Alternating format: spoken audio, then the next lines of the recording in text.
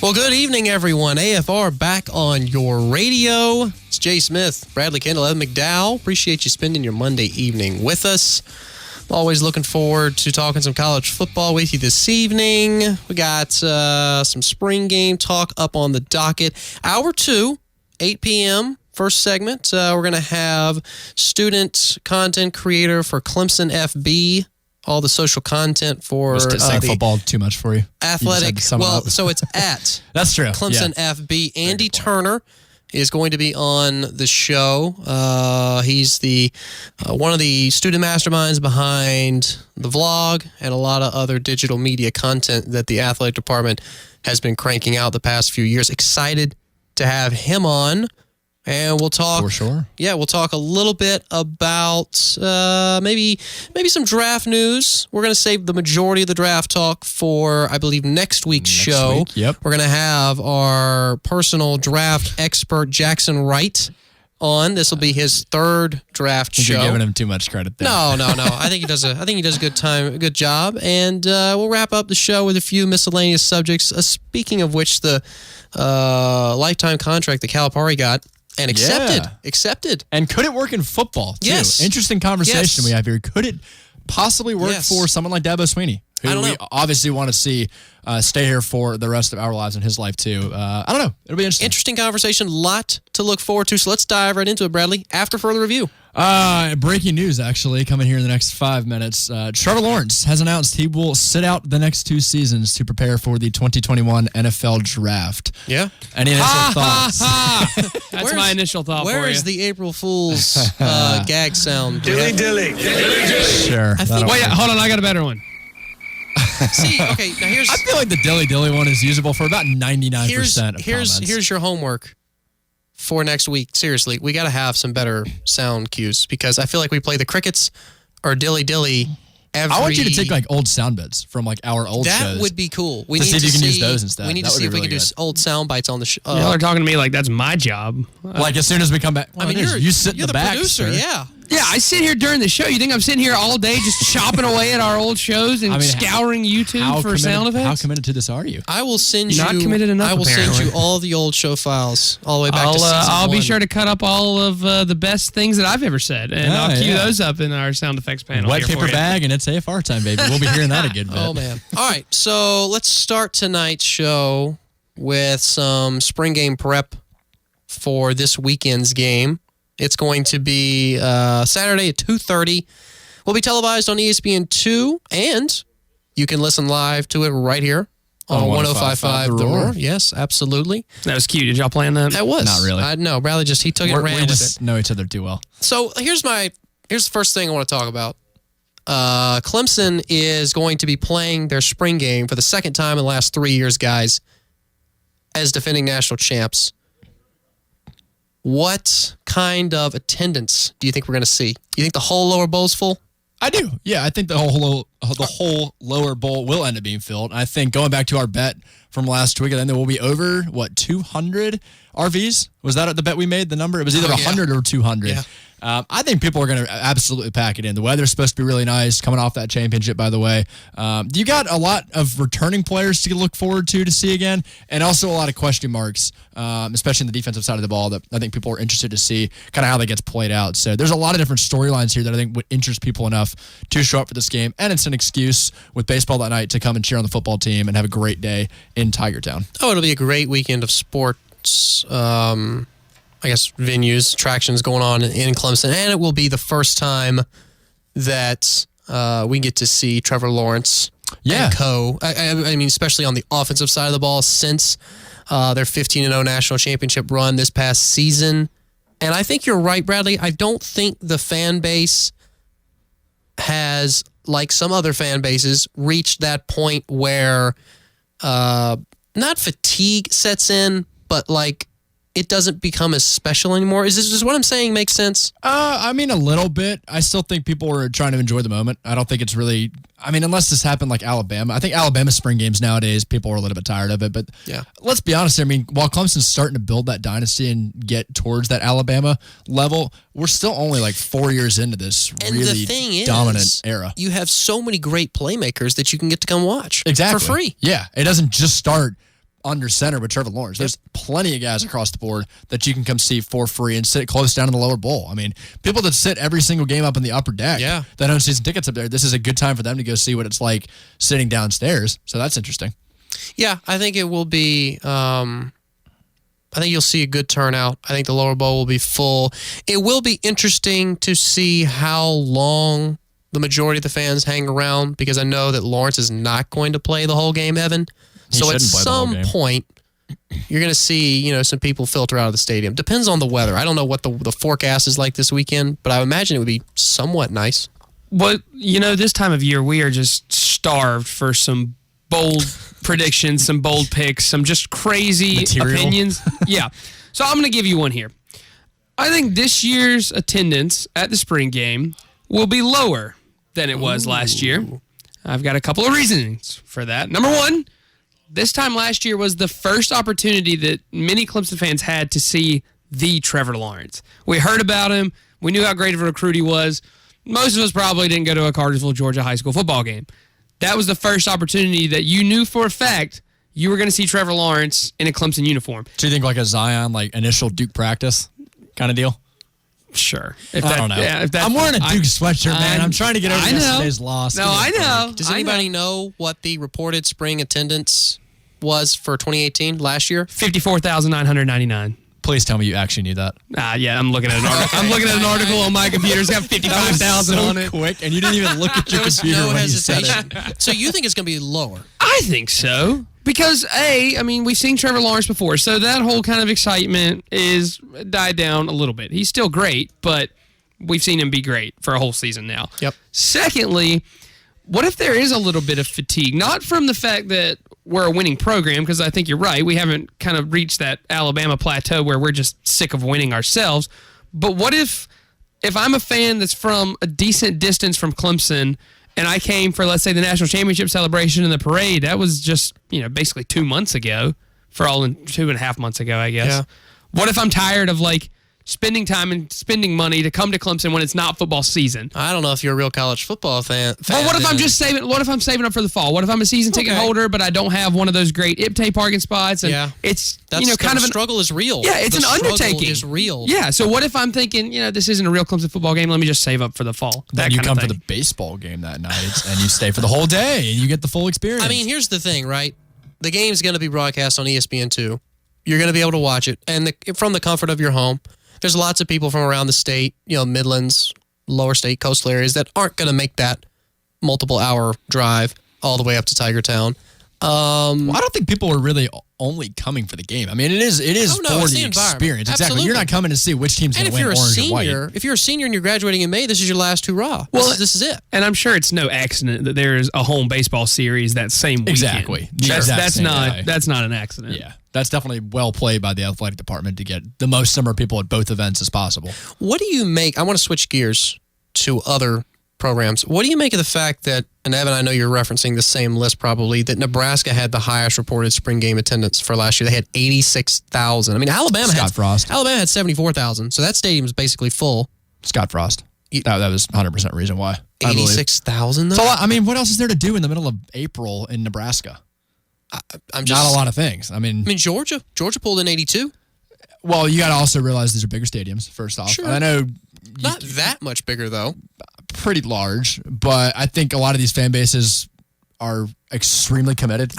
Even Florida State pulled in more than Clemson. Nebraska fans are extremely crazy about Nebraska football. Sure, not saying the Clemson fans aren't, but that's just what they live for throughout the entire year. So it gave them an excuse to come back and enjoy, a Saturday afternoon in Lincoln, Nebraska. I don't know. 54,000 seems not like a lot when you compare it to that. It is interesting. So it is because the year after they won, so in 2017, the year after Clemson won their second national championship, they had a record of, and this is a school record, of 60,000 fans come to Death Valley.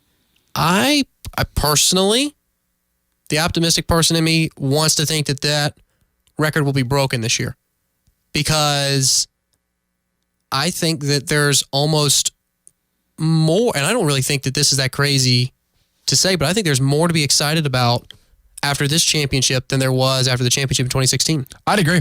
I absolutely would. I think if we don't win the championship game last year, it's way less exciting coming into this year, the spring game.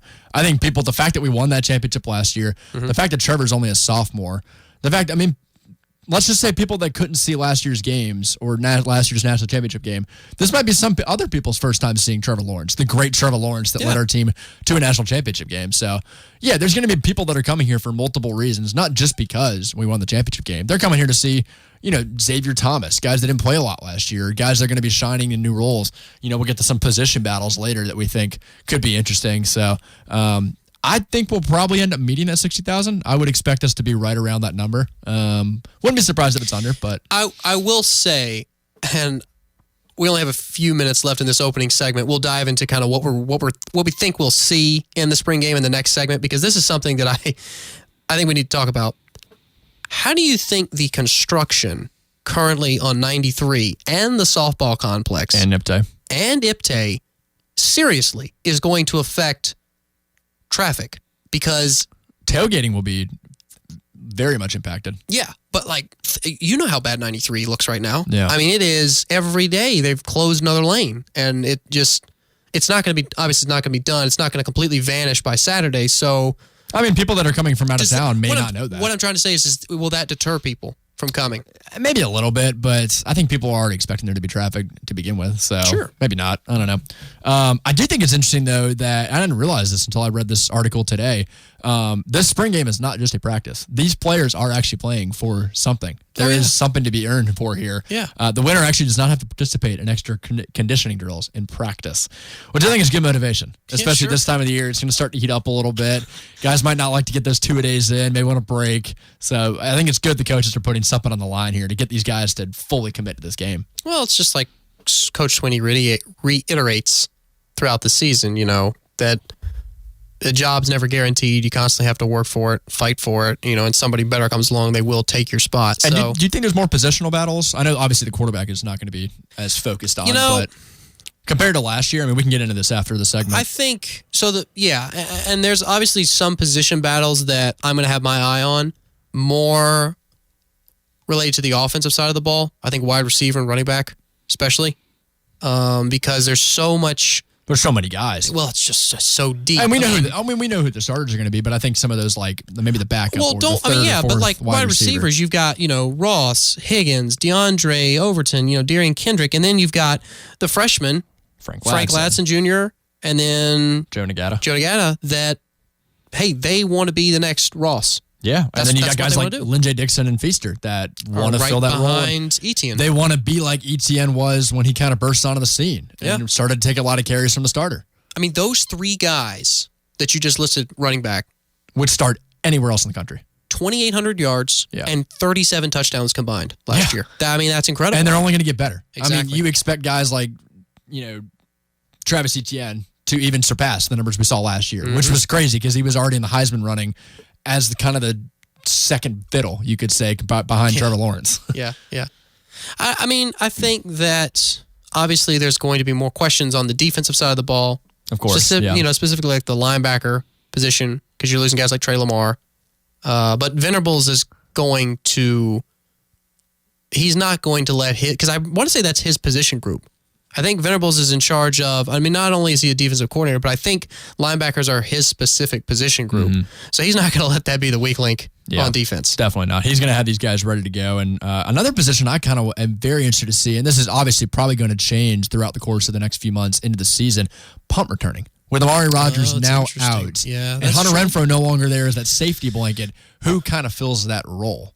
It'd be interesting. I mean, there's probably going to be at least 3 or 4 guys in contention for that role, and they'll probably just keep filing them in and out until someone takes commands of it. I don't think they should have a rotating, obviously you want to get guys reps in the spring game. So spring game's different. Yeah, of course. 1 or 2 guys, probably even 3 or 4 are going to get chances at punt returning in the spring game. But once the season starts, you want somebody back there who's consistent, who's not going to muff it. It's going to get, a reliable, positive chunk of yards consistently. But if you don't have that, though, I think you got to try multiple guys out. So that's why I think in the offseason, at least in the spring game, it's good to see at least 3 or 4 guys get reps there, because 2 fumbles later into the very first game of the year, this could be switched around, very quickly. You got to have guys that are prepared for that role. Depending on the game and the magnitude of the game, it can greatly affect that player's confidence later on, in a crucial situation where they need to field the punt so that, offense can put together a 2-minute drive or whatever. And one quick question before we go to break. Do you think that, and this might be a dumb question, we know obviously the first string is a lot more settled than it was last year, but at quarterback 1 through 3, do you feel more comfortable what we have now as opposed to kind of what we had last year with Kelly, Trevor, and Chase Price?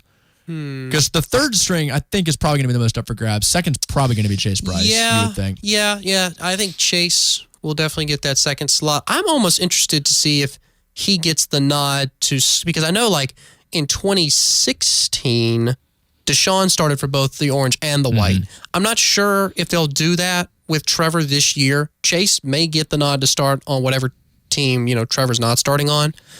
But based off of Trevor's performance last year and his experience, and that was one of the biggest things that I was a proponent of with Kelly, was that he had experience, 12, wins as a first-year starter. That was the most ever up to that point.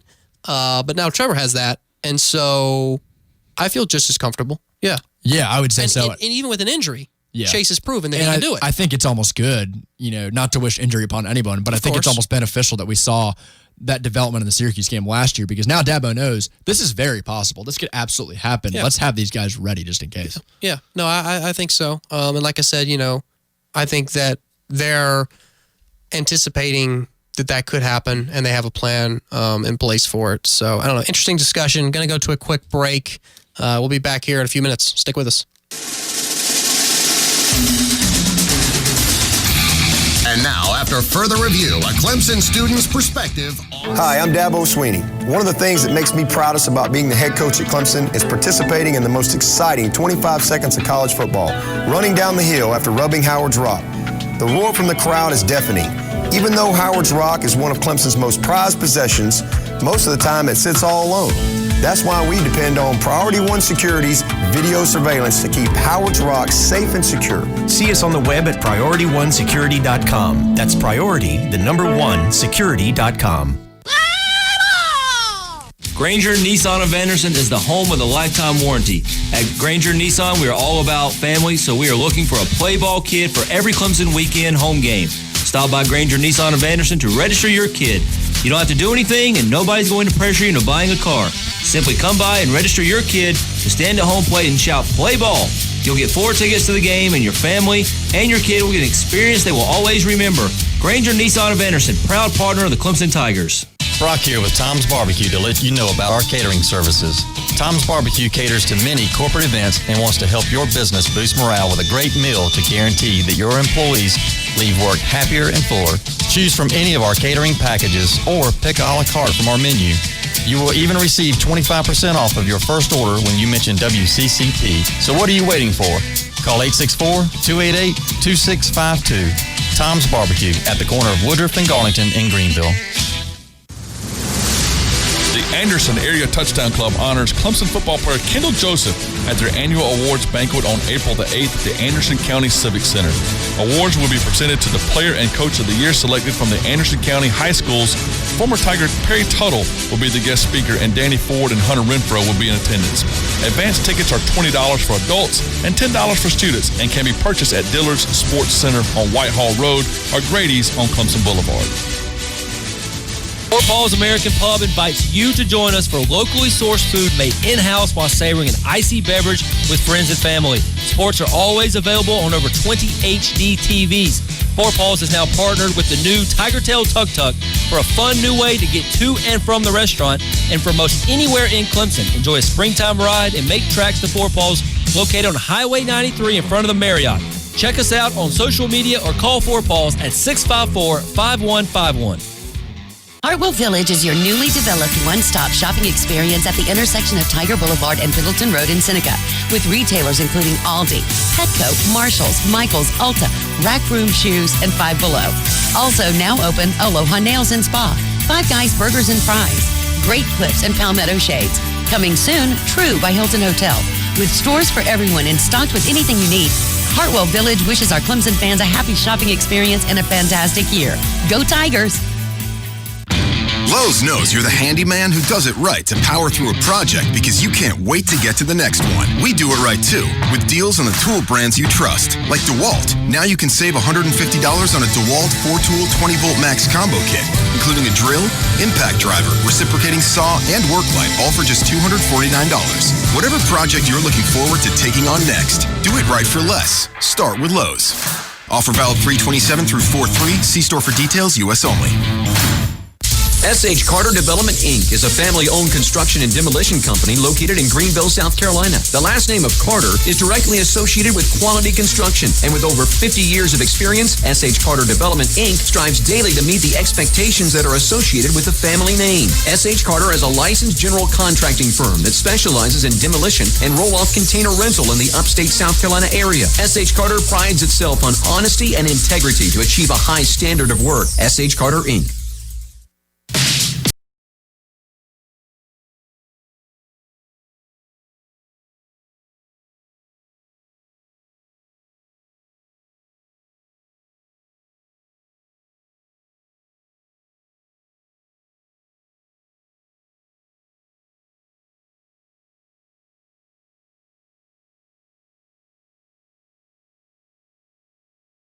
Let's get a little bit deeper into what we're going to see, or what specific things we think we're going to see in the spring game on Saturday. Where are you going to be paying attention first, Bradley? Don't say quarterback battle. No, I'm going to look at the defensive side of the ball. I'm starting with the defensive tackles. It's not going to be what we're going to see at full strength this year. Niles Pinckney and Jordan Williams are both out for this. I guess you could say scrimmage for the spring game, both with injuries. Tyler Davis, I was looking on the Rubbing the Rock website, and the one guy that they highlighted was Tyler Davis, a 4-star freshman, looking to get a lot of snaps. Apparently, he's been raved about in the offseason. Venables loves what he's seen out of him from the defensive tackle position, so that'll be interesting. We just have so many people to replace, and that was such a focused position last year that it'd be interesting to see what the turnover's like. And this has happened year after year. So many really good people to replace. That's the thing. I mean, they all left at the same time. You've got, last year's D-line, possibly at least 3 of them are going to go first round. Yeah. Possibly 4. At least in the first 2 rounds. But here's the thing. The guys waiting in those wings, like Xavier Thomas, we got to see flashes. KJ Henry. Of those guys last year. We know how good they are. And you know what's the really intriguing thing about Clemson? Is they're one of those programs where they can take a late bloomer and turn him into a star, Evan, where it may take him 2 or 3 years to develop, but once he finally realizes his potential, he could be, a playmaker. That's been Clemson football's bread and butter for the past few years, though. I mean, you heard some of the guys after, winning national championships saying, hey, this started with you guys a long time ago, like the Grady Jarretts of the world and the Vic Beasleys of the world. It's guys like that build the foundation that gets you to the point that we're at now. And I think it's really important that as a culture within that locker room, the players realize that the coaches have made it a point to say, hey, look, y'all are good, but you wouldn't be here without these guys, who wouldn't be here without those guys. Yeah, and keep going, backtracking down the line. And just look at the way that Dabo and the rest of the coaching staff structures the way that they play games. They funnel in a lot of guys. It's not like these guys are getting their first ever snaps. Some of them might be because they redshirted. But it's not like most of these guys are getting their first ever snaps in a Clemson uniform. They've been playing and funneling in for at least a year or two now. They've got experience and have learned a lot from those guys that are leaving now, that they know what it takes to kind of carry on the tradition here. And which means that when 4 of the best defensive linemen this university and this school and this program have ever seen, when they all leave at the same time, we're not left wondering, okay, who's going to fill in for them? Because we already know who those guys are because we've seen them play as well, which, again, from a culture perspective, and this time for the fans instead of the team, is important that we recognize, like, hey, we've got guys coming up. We actually know who they are, as opposed to a place like Alabama, who I would say their average fan probably doesn't know who the 3rd-string defensive tackle is. Yeah, and you've got coaches that have been here for a long time. It's not like when you're at Alabama, you have a new coach coming in, coaching brand new guys. The coaching staff knows what they're getting, and the players know what they're getting out of the coaching staff. So it works both ways. Yeah, the consistency. That makes you feel really comfortable as a fan. This goes back to a conversation that we probably had, I guess it would have been in the fall, about just the number of players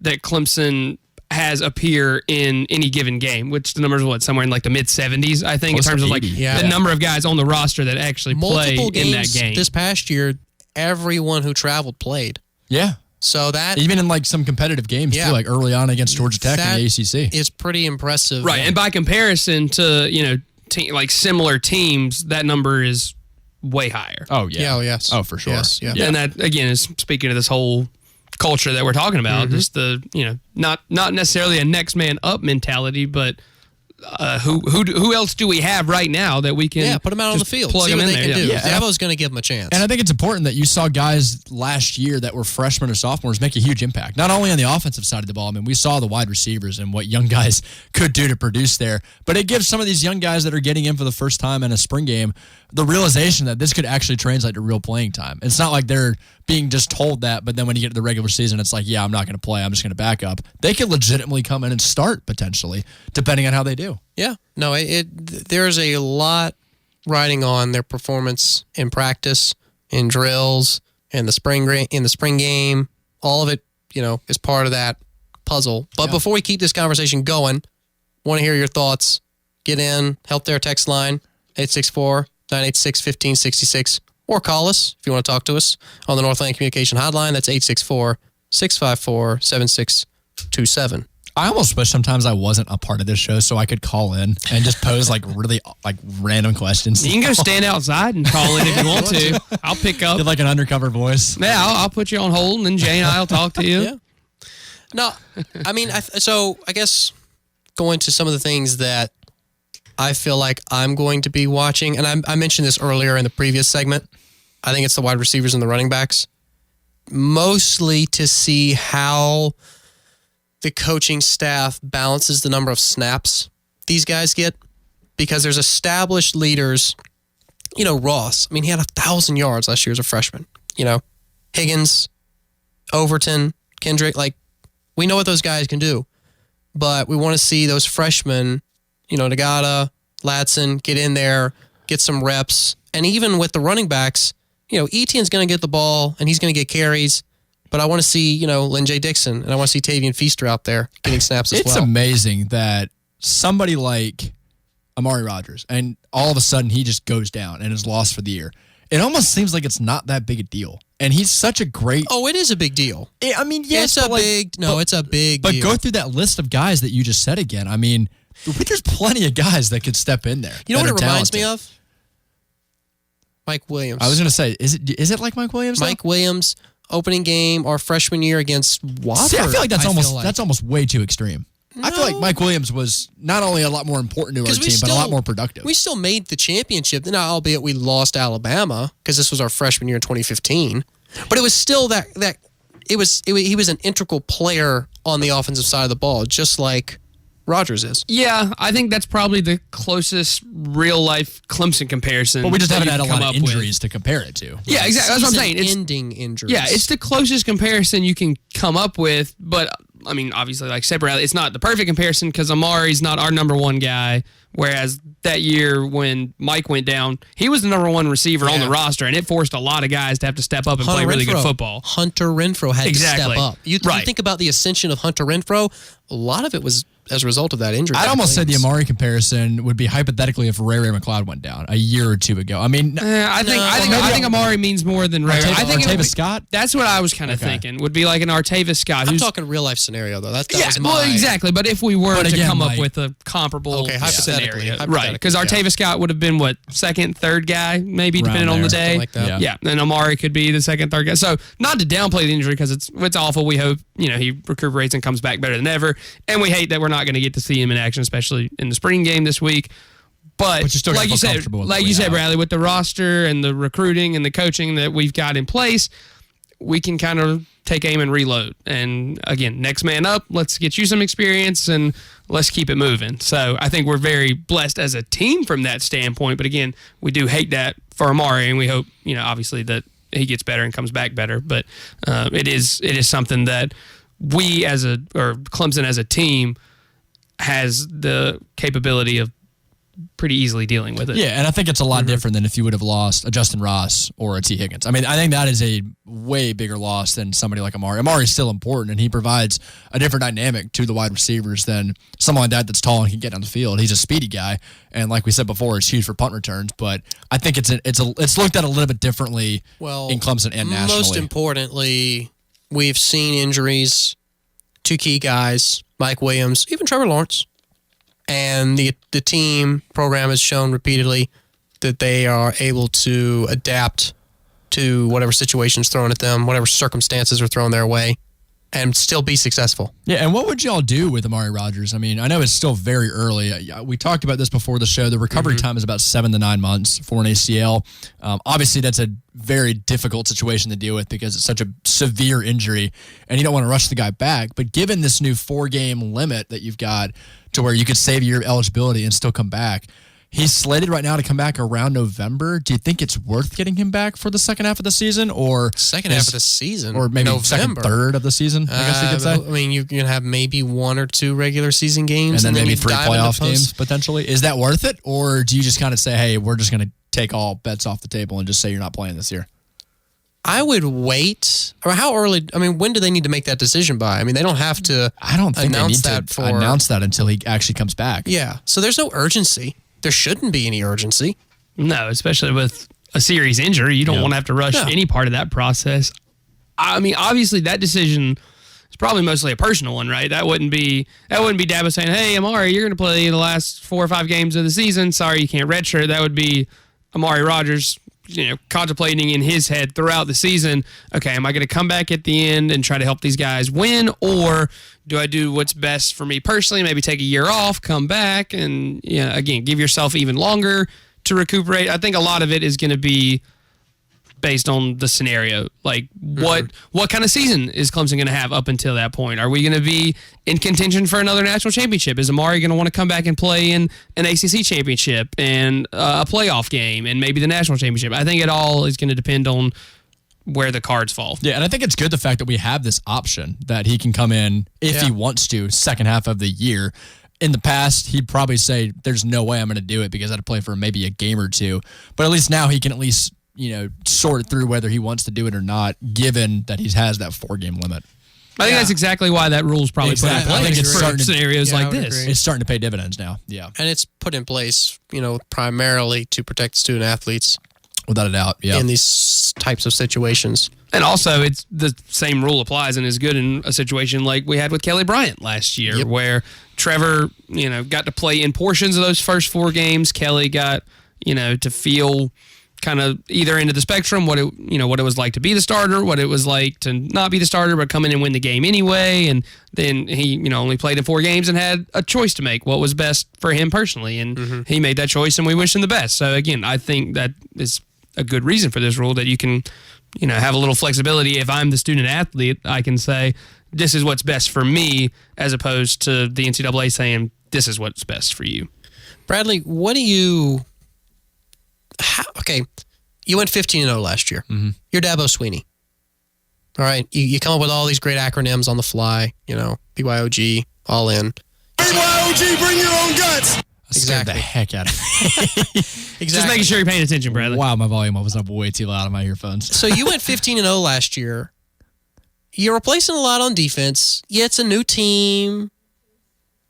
But are you really going to see any drop-off? How do you motivate these guys to, you've got to, listen, a true freshman last year that went 15-0, breezed, capital B, through Alabama, unheard of. So how do you sit him down and go, hey, listen, it ain't always going to be this easy? What do you say? Look at Auburn. Back in 2010, they had that remarkable year, went undefeated, completely, dominated college football for a while. You talking Cam Newton? Cam Newton. Well, now Clemson took them to overtime. Remember, True, Clemson took them to overtime the season opener. For the majority of the season, they were riding high, and they were playing extremely well. It's just as easy to fall off as it is to rise to the mountain. I think if you look at what Trevor Lawrence did, yes, 1 year was awesome, but do it again. Do what Cleveland Farrell and those guys do and come back for a second championship. I would almost compare Johnny Manziel or well, I'm just talking about someone that actually won a championship. You could say Jameis potentially, Jameis and it's different because he's a freshman. I mean, Lawrence has 2 more years of this left. Jameis was a redshirt freshman when he went into Florida State. Jameis played a second year, I believe. So I think you're right. I think he played was a 2 redshirt seasons. freshman. I think Trevor Lawrence is the second true freshman to ever do it. Evan is researching that as we speak. And that's the thing. I mean, as Dabo's role, his job in this is to convince Trevor and just tell him one championship is awesome, but we've done that in the past. We've seen guys win championships before. Even still, and I'm not discounting anything you're saying. I'm just playing devil's advocate for the sake of debate here. Remember, Clemson really had one of the best front fours in college football last year, so it wasn't like Trevor Lawrence was seeing a mediocre defense in practice. The guys that he was going up against were good. Yeah, he had to work. NFL He had to good. work every single day, and I think it's different this season because last year he had to fight for that job. This year he's got it under control, and he doesn't have to worry about a guy like Chase Price taking it from him. He's going to start every game.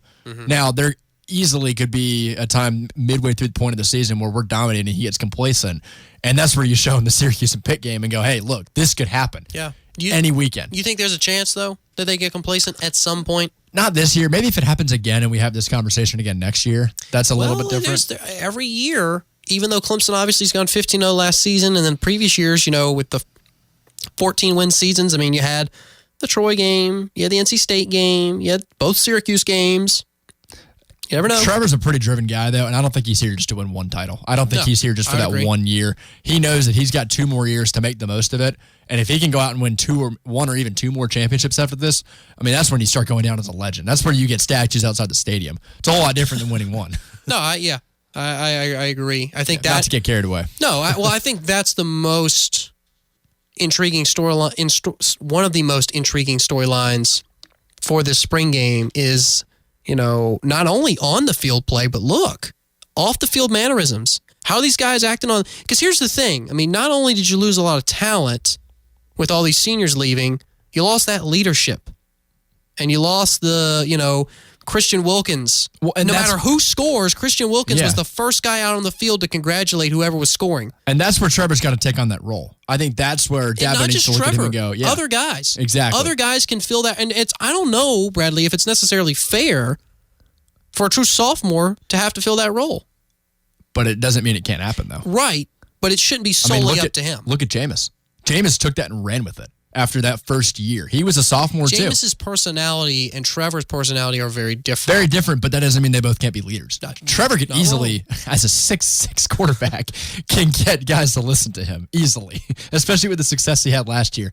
People are going to listen to him. He kind of knows what he's doing. Yeah, I agree. I think it's going to be interesting. I will be paying attention to how guys are acting on the sidelines, how scores, for second, third string guys are celebrated, because I think that speaks to overall team chemistry more than, Etienne ran out on the field first and Feaster ran out on the field second. Like that, no, that's not as important sometimes when you're looking at these types of situations like the spring game. You could also argue that as much as we loved Christian Wilkins and as much as great of a leader as he was, and the running out and celebrating was part of it, let's not act like that's part of the job description. To be the team leader, you don't have to sprint and celebrate with somebody. No, because that was a Christian thing. That's not necessarily a leader thing. Yeah, that's what Colin Cowherd tried to get at Baker Mayfield for. Was not running that one time to go celebrate with his team that one time they scored. He looked at that and he goes, "Oh, that's a lack of character, lack of leadership." No, that's just not doing it every single time. That doesn't mean he's a bad leader. Right. So if Trevor is going to step up and be the leader of this team, I think you're going to see this team being led in a much different way. I don't think we're asking him to take on the personality aspect of a Christian Wilkins, a Dexter Lawrence, but you can still be the same caliber of leader as them. You just don't have to do it the exact same way and they you can did. lead by example, too. If Trevor goes out there and is determined every single day and is locked in from day one, people are going to take note of that. Yep. Just because he's not yelling at them in the locker room and getting videos on social media doesn't mean he's not going to gain the respect of his teammates. How scary would this roster be if, as a leader, obviously we know Trevor as a player, he's more mild-mannered, he's got that swag about him, he just goes out there, he does his job, he does it well, and then he does it again. How scary is this team if everybody in that locker room takes on that same mindset of just, hey, we're good, we know it, let's show that swag, let's go out there, let's do our job, let's do it well. You're looking at another really good team. Bread. Oh my, yeah.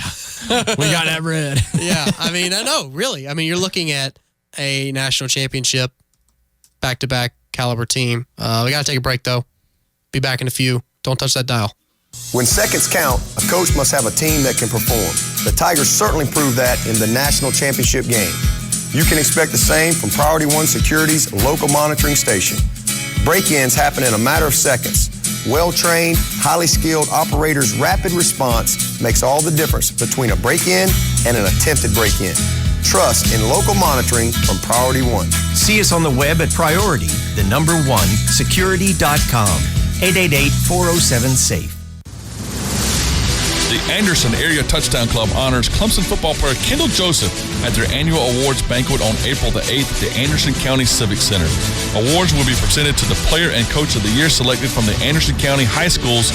Former Tiger Perry Tuttle will be the guest speaker, and Danny Ford and Hunter Renfro will be in attendance. Advance tickets are $20 for adults and $10 for students and can be purchased at Dillard's Sports Center on Whitehall Road or Grady's on Clemson Boulevard. Mark Childress here, and I invite you to join us for another show on the road, Saturday, April 13th from 9 until noon. We'll be broadcasting live from the new Landscaper Supply in Anderson for their grand opening, with great deals on mowers, tools, and landscaping accessories, plus manufacturers' demos as well. Saturday, April 13th for the grand opening of Landscaper Supply at the corner of Highways 8 and 81 in Anderson, west off I-85, exit 32.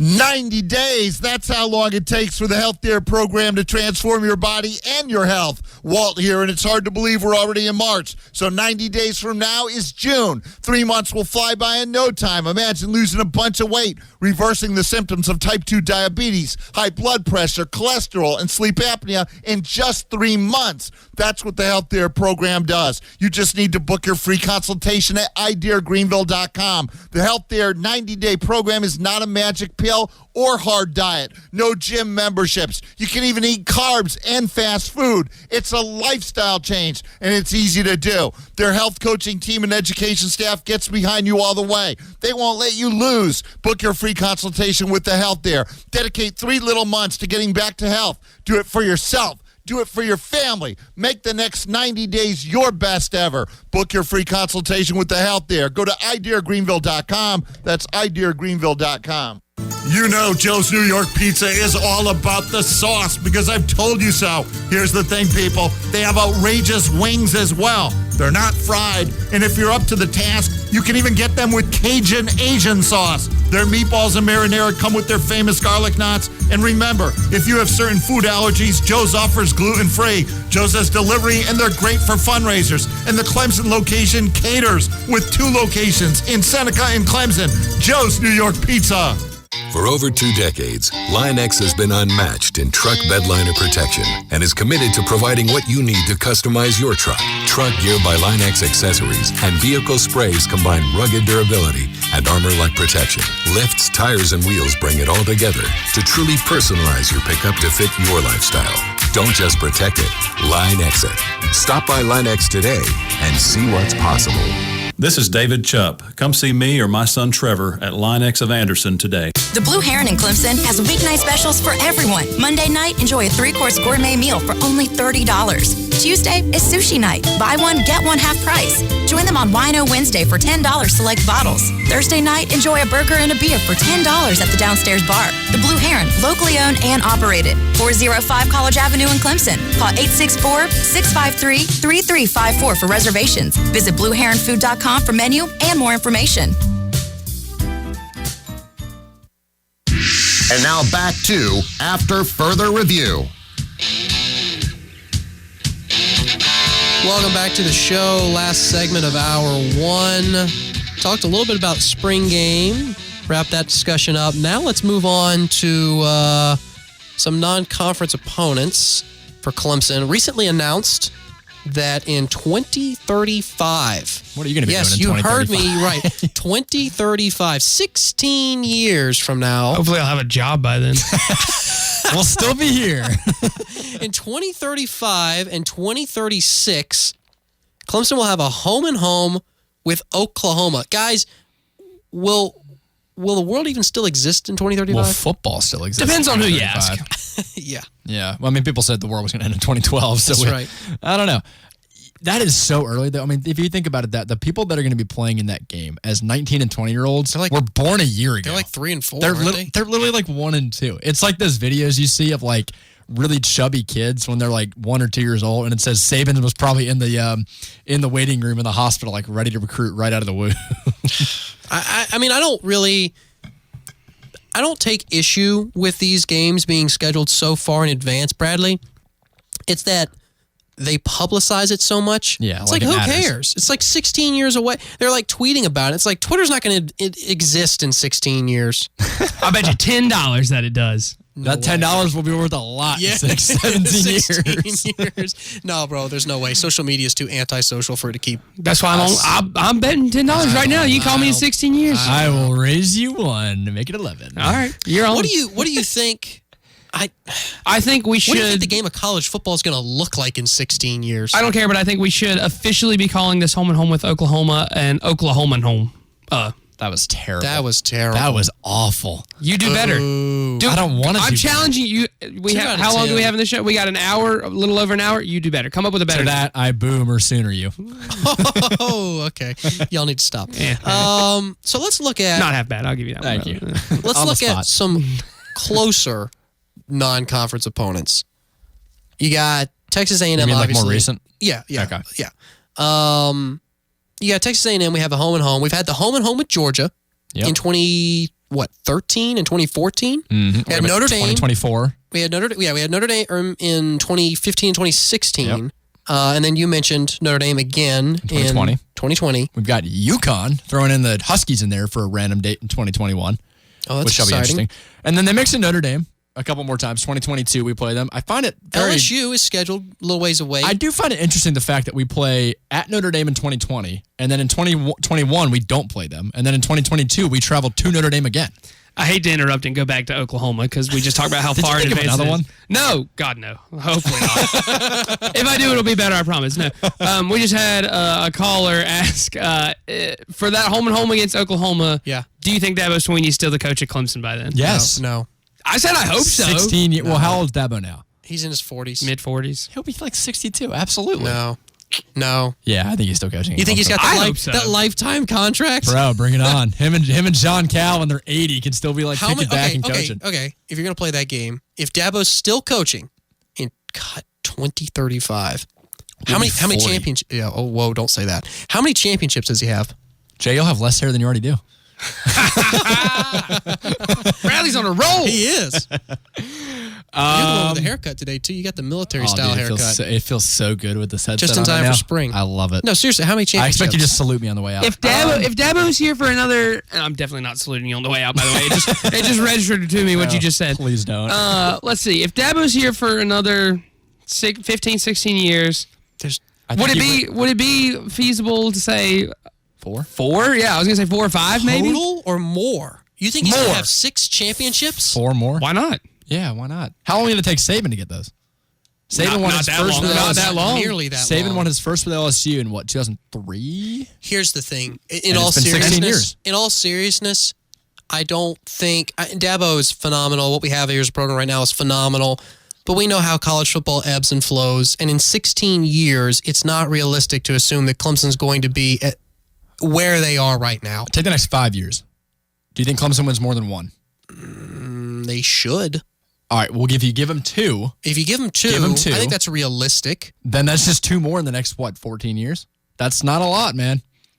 That's 1 every 7 years. I don't expect Dabo to win more than 3. I think he wins another one, and I think that's probably it. Now, if he gets to 6, I mean, what total? It's hard, guys, to win a national championship. I know. I'm going really extreme here, but he's already beaten Saban twice. Okay, how many championships do you think Dabo would have to get to before he starts getting in that conversation? For the sake of accuracy, we got 2 texters in Steve and a texter from the 203 that both say Dabo's 49. So if that has anything to do with your 15-year projection, he'd be 65 at that time, which I still think he's coaching because Mac Brown just accepted a new job and he's 67. Also a good point. Think about, is Mac Brown going to be contending for national championships? No. But Nick Saban is. No, TBD. but Mac Brown. You mentioned Mac Brown No, like yeah, he's but going that to was be. just an example. Saban's That wasn't a a good very example. similar age. Also, interesting tidbit from our texter from the 203. He says Saban won his first, I'm assuming, national 2003. championship at 52 years old. Yep. Dabo's 49 and already has 2.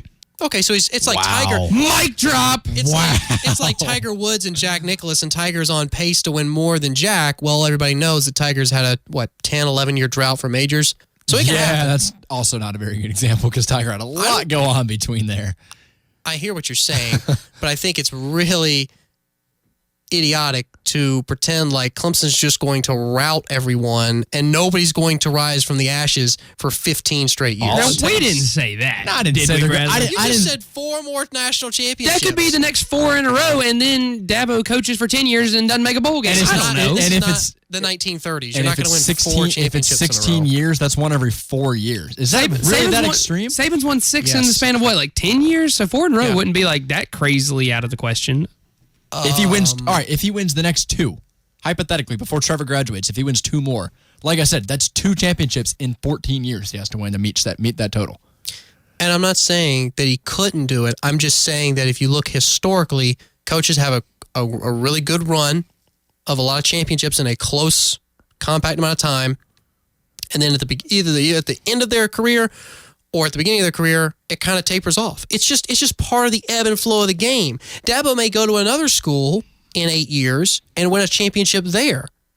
But that'll obviously change everything if he leaves Clemson. But what I'm trying to communicate across to you is that it's not realistic to assume that Clemson's going to be at the top tier for 16 straight years. They may win. They're up here right now, right? They're at the top. They might win 2 more. They're still at the top. And then they dip down. They may get 1 more 4 or 5 years after that. But they're not going to it's not a flat line for 16 years. No, and that's not what I'm saying. I'm not saying they're going to win 12 national championships in 16 years. This isn't John Wooden in basketball. He's not going to win 10 in a row. Exactly. If You're you win not one UConn women's basketball. If you win one every 4 years, that's hypothetically, I guess, like every other quarterback you get a national championship out of, technically. Wow. Every third quarterback? Wow. We just had Trevor Lawrence and Deshaun Watson back Again, to back. I'm not saying it's impossible. I'm just saying look at other programs across college football history. They've had amazing runs of dominance. But if you look, most of the time it lasts about a decade. Dabo's been here obviously 10, I think he celebrated his 10th. 11 years. I think it was his 10th anniversary of coaching this past year. Okay. So this is going to be his 11th year. Going to be the 11th year. Full Yeah. time, I believe. Mm-hmm. And obviously it took a few years for him to kind of get the ball rolling. And I fully expect him to have another 4 to 5 great years. Mm-hmm. But 6 years from now, I don't expect to be playing in the national championship every year. I do. Well, look at what Alabama did. Do you think Bama realistic. fans, when Saban won his first, were thinking we can win 5 more in the next 10 years? Nobody saw that coming. No one saw little old Clemson climbing the mountain either to get to a championship. All it takes is one really good player. We got Trevor Lawrence. We won a championship first year. I mean, again, I understand where you're coming from. It's just that, first off, that was a different era. It was early 2000s versus now you're late 2000s. Yeah, but still, it's harder to win a championship now in college football than it was 15 years ago, 20 years ago. I mean, there's guys. I don't know. I'd argue it's almost easier. I know the playoff system has been instituted and it's a little bit harder It's tougher to get recruit there. guys. It's tougher to recruit guys. Yes, How is it tougher now than it was in the early 2000s? Because everyone is out there on social media putting out great content. They have these great facilities to draw recruits in. You don't think 15 years ago the USC, Texases of the world were at the top of their recruiting game? They were, and look at where they are now. That's my point, guys. USC was on the top of the world in the early 2000s, and so was Texas. But and you guess know what happened, though? Their coach left. It ebbs and flows. Their coach left. Mac Brown didn't leave.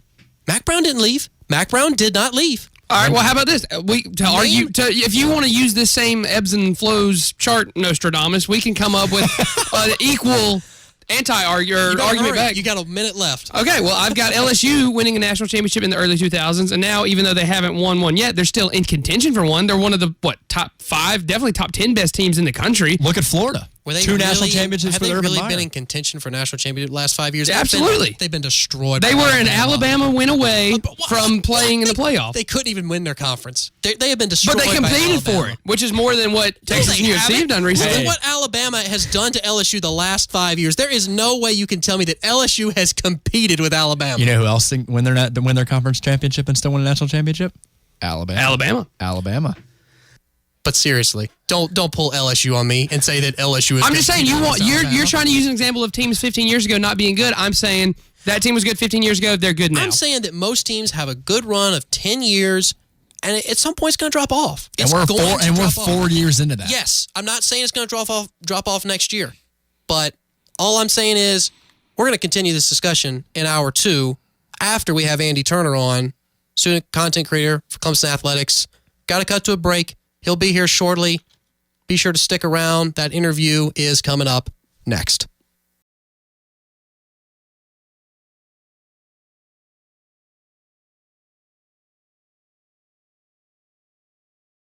AFR. That was intense. Shout out to John. Yeah, hey, listen, saving the day.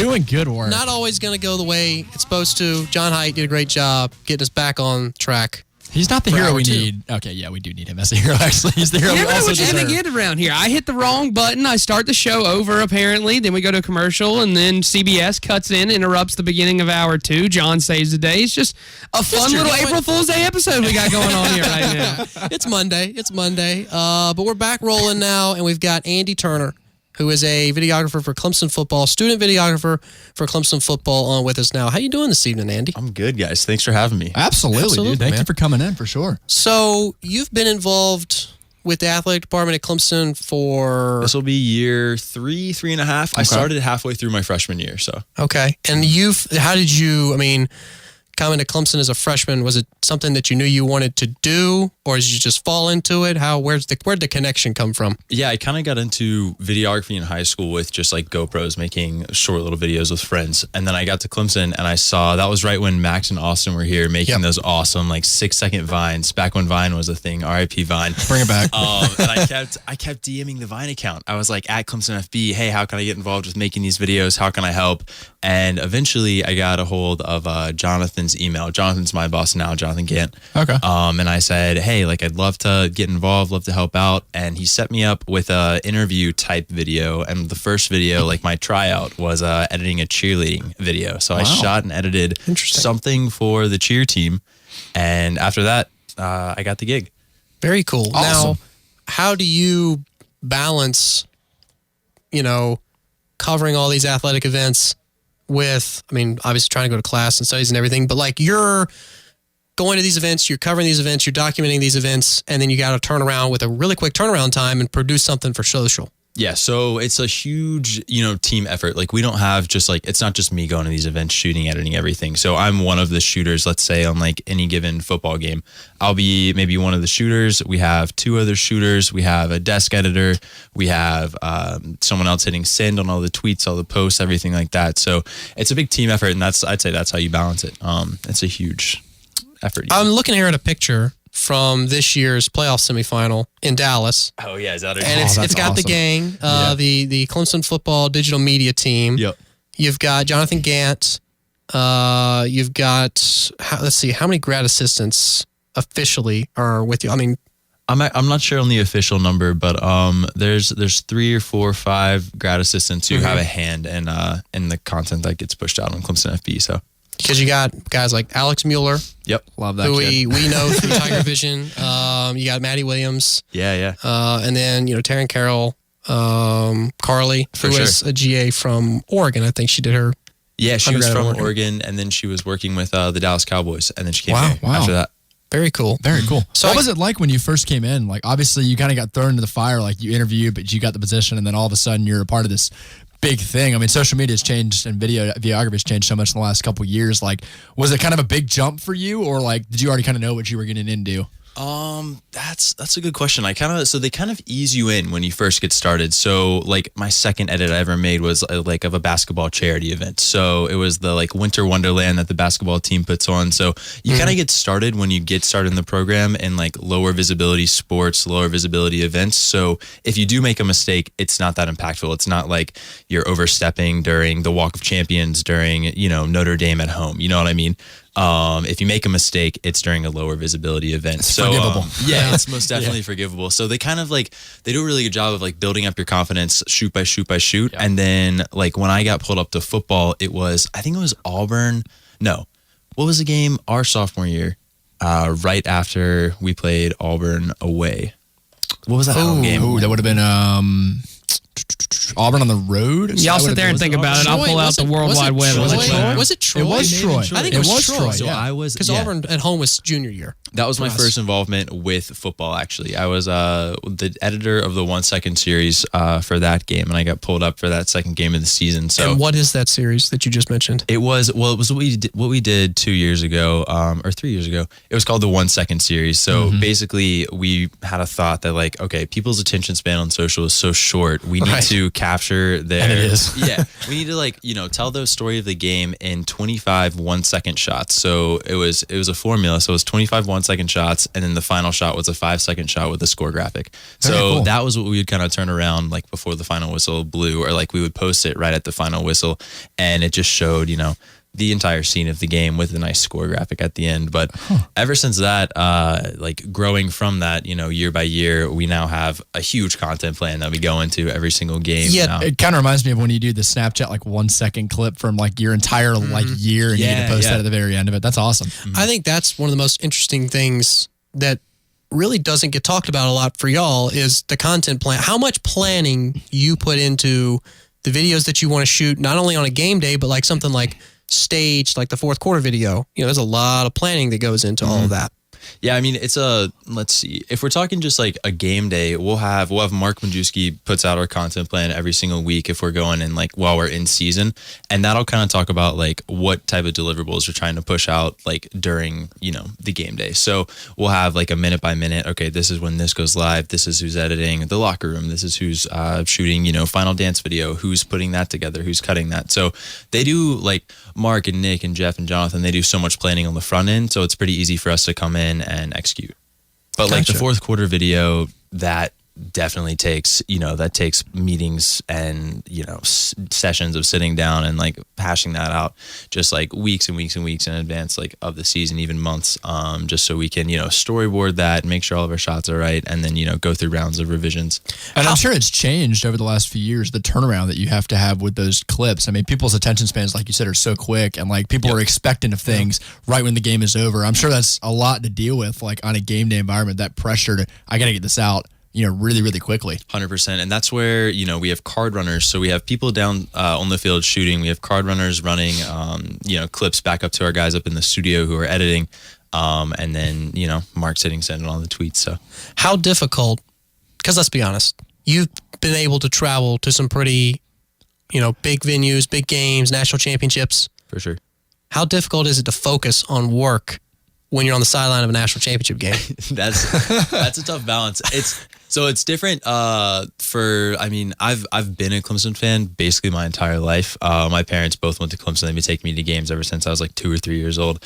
So when I got here, it was just like a switch that I had to flip. Like when you're in the facility, when you're working, it's like you basically can't be a fan. You can be a fan internally, but it's like while you're there, you have to put on the professional face. Like I walked in, I was like basically shadowing Max 2 or 3 years ago, just like watching when he would do how he interacted with the guys, and I was like, oh my gosh, you're hanging out with Christian, you get to do all of these things with whatever, you're like talking to Dexter, it's like this whole deal.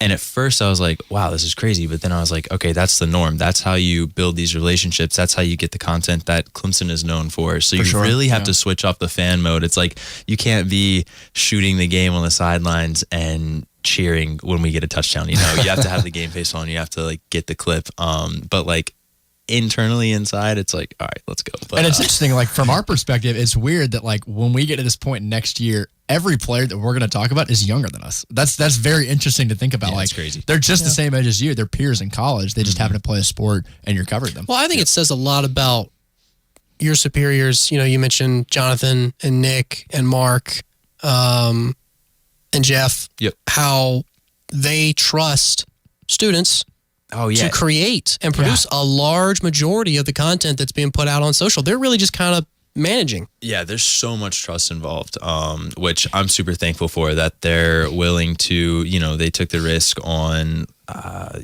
Austin, Max, Bradley, Steven, Daniel, all those guys who just like came, they're like the first wave of students. And it's really a testament to those guys who started off the entire program, and they kicked it off, and then they were able to mentor me and everyone else who kind of like started at the same time I did. And now it's kind of cool right now. I'm kind of transitioning. I graduate in May, so I'm transitioning my role off to this next group of guys and girls coming in. So my brother James shot practice today, and I kind of like shadowed him, made sure he was in the right spots. Cool. He wasn't like overstepping. And I think right now he's cutting a practice edit that'll be live in a couple hours. So one thing I want to talk about with you specifically, because I feel like it was obviously a team effort, but it was really kind of your brainchild with the whole idea of like the vlog and taking it and turning it into now what I think is 3 seasons worth of vlog content. I mean, y'all are cranking out vlogs during the off season. You're cranking out vlogs each week, vlogs for championship games. How does that content plan differ from your like stuff that you're putting out on Insta right after the game? Because obviously those vlogs are, sometimes several minutes in length. Yeah, that's kind of what I wanted to ask. Like, what kind of freedom do y'all have with that? Is it more of like a top-down approach, or is it like a bottom-up where you guys come up with the ideas and you just institute them? Yeah, so the vlog started off, I think Jonathan saw a behind-the-scenes vlog that I made from the 2016 National Championship, and a switch flipped in his head. He's like, hey, we can do this for the football team. This is what we need to do. So he was like, we need to, like, let's start a vlog. Will you just, like, cut a pilot episode? Let's see where it goes from there. So, like, the first episode of the vlog was basically, like, we have a rough outline. Like, I think the first episode, we had team picture day. We had a practice edit. We had something else. But that was really just like, I put the, however long it was, 6-minute piece together, showed it to Jonathan, and he's like, yeah, I mean, if you're cool with this, we're putting it out. Like, let's do it. But it's really, when the vlog first started, we wanted to show all the different support groups that the guys had over in football that like helped them be the best they could be. So we did a feature on equipment. We did a feature on, the nutritionists. We did a feature on the chefs, those kind of deals.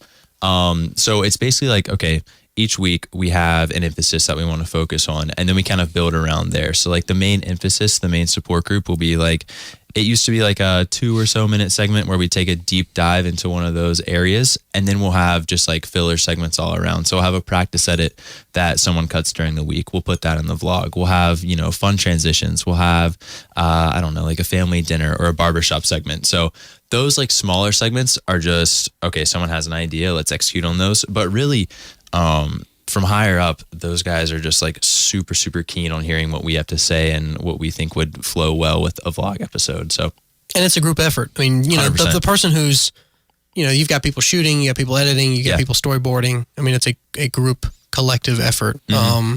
For the spring game this weekend, I got to ask, I know we were talking earlier, how seriously do these players actually take it, or the coaching staff, how seriously they take it? From y'all's perspective, I mean, it's got to be just like every other game. Yeah, it's kind of like a dress rehearsal for a game coming up. So like we have a countdown, just how you guys have a countdown to kickoff up here. There's actually a countdown in the weight room, and it's, countdown to the spring game. So I feel like they're treating it like any other game. I'm not super in the know. I haven't been around like too much to figure out like, what the real vibe is around the facility. Trying to graduate. Yeah. On your way out, just like us. Yeah, it's just 4 more weeks, man. But like we'll treat it like it's a dress rehearsal for a game. Like we'll have a desk editor, we'll have people shooting highlights, that whole deal. So yeah, that's very cool. I think sometimes with how fast everything moves on social, you kind of forget the amount of planning and effort that goes into all these pieces. And the team. I mean, it's a team of y'all. You've got students, you have full-time staff, you have graduate assistants. But what do you mentioned you graduate in May.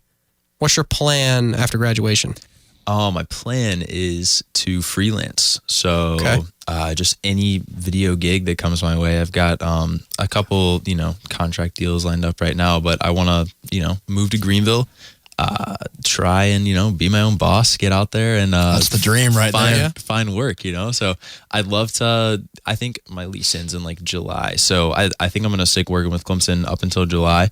Until I move over to Greenville. But obviously I'd love to get back here and shoot whenever possible. Do you want to work in sports? Or is that not something specific? I mean, you've experienced it now. Yeah. You've been able to go, you've traveled to championship games, the whole 9 yards. You really could not, we talk about it all the time, couldn't have picked a better time to be a student. Oh my gosh.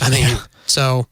I think sports are great. I don't know if I see myself working in sports forever. But I love, the energy around sports, the competition around sports. Mm-hmm. So I'd like to still have a hand in sports, but I don't want it to be my full-on focus. And I think that says a lot about the university, the fact that you have the opportunity if you want to come back and you can continue working in a similar role that you're on, but you also can go out and do other things. You're prepared, and I'm sure your bosses have opened up plenty of avenues for you when you graduate to go do. That is honestly the most incredible thing that ever since, coming to Clemson, you work for Clemson, you produce for Clemson, and all of these, companies out here, they're like, hey, we want Clemson content. And we're like, oh my gosh, that's easy. We do this every single week. So they really have prepared me for graduation and freelance beyond. And a quick shameless plug, because I know you've done it, and I've been able to do it now with Nick. Nick and Jeff teach classes on campus. Oh, yeah. If any students out there listening are interested, it's in the graphic comm department. Yeah, GC 4900. And you get Nick's more of the video production guy. Jeff obviously is your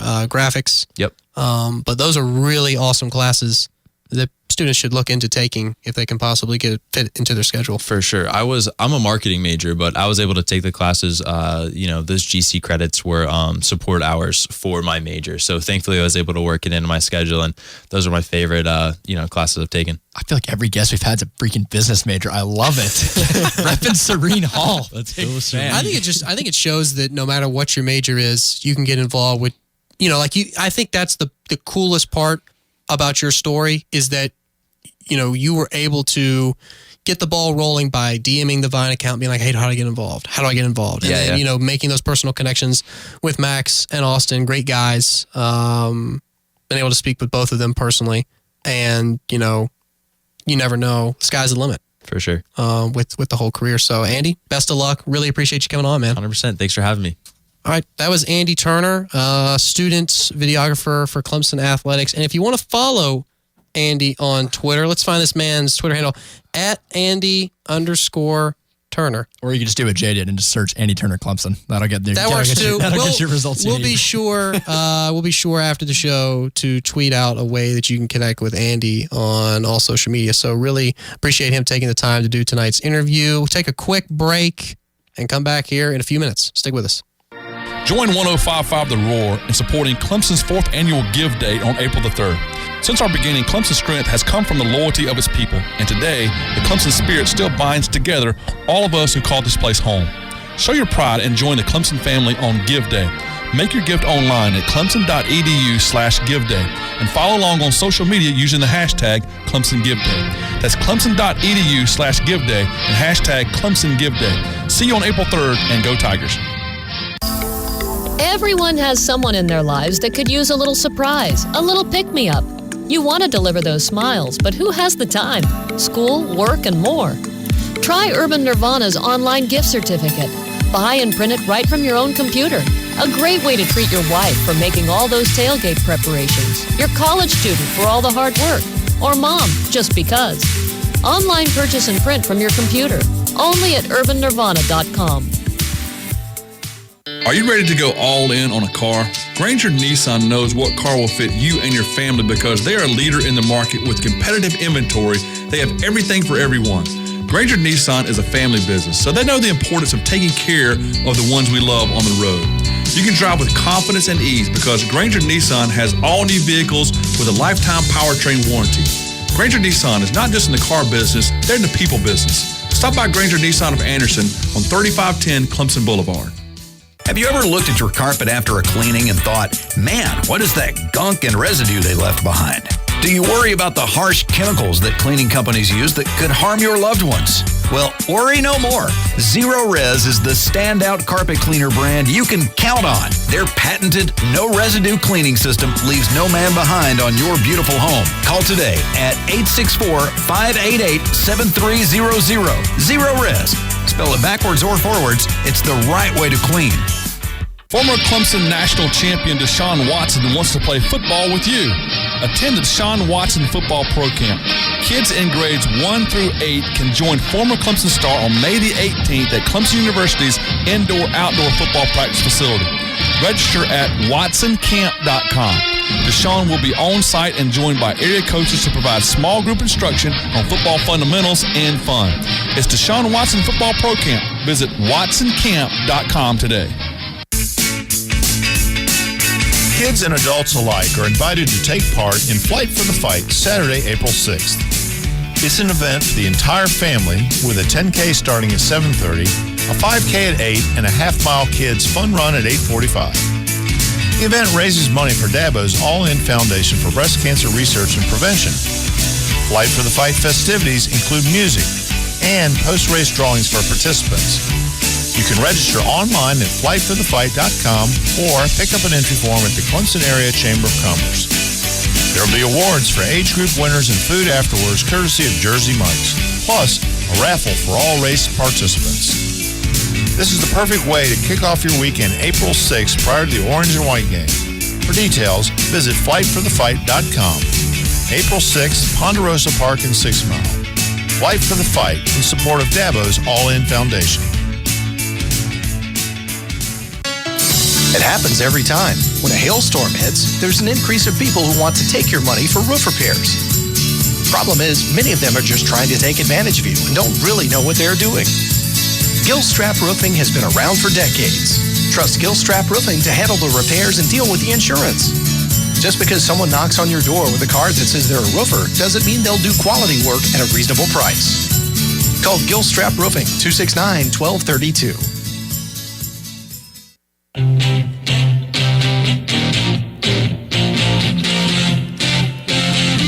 AFR is rolling along this Monday, April Fool's Day. Hey, before we transition to this next dumb day, let's be honest. segment, did you have any pranks pulled on you today? Or did you pull any pranks? Or are you just lame and No don't care? pranks. I didn't have any. Well, I mean, I got texts sent to me about Cooper Library being torn down. That I obviously knew were fake. That was lame. I Because saw it was that. Well, it was from the Tiger, and I knew the Tiger does that every year. So Okay, I was so like, my- obviously that's not true. My thing with the Tiger, last year they had a great one. Last year it Last year's was really good. Dabo leaving. Yeah. What do they call it? Like And it was actually a printed. the kitten news. Yeah, not the Tiger well, news? it was Yeah. like they printed a whole copy of the Tiger and distributed it and pretended like it was real. And that actually we was made a a pretty 20-minute good segment on it, which was amazing. Oh, yes, that last year. Evan, any April Fool's pranks? None? I mean, we haven't left the studio yet, so easily one of these pranks could happen. You at some still point. have 3.5 hours in the day. Yeah, nothing yet. Although I did read a story online earlier. I thought it was an April Fool's prank, but it wasn't. And I forget what outlet it was. But it was. I mean, it was a college football story, so that's why I was suckered in. And like I said, the headline, I forgot what it was, but it read as if it was fake, but then it wasn't. So I guess I pranked myself. Really, it was an interesting story. Now that you bring that up, I did have something not to me, but it's something I did hear. One of my close friends actually, I think it was her sister. She announced to all of her friends today that she was pregnant, and she announced this to her husband, and he didn't believe her.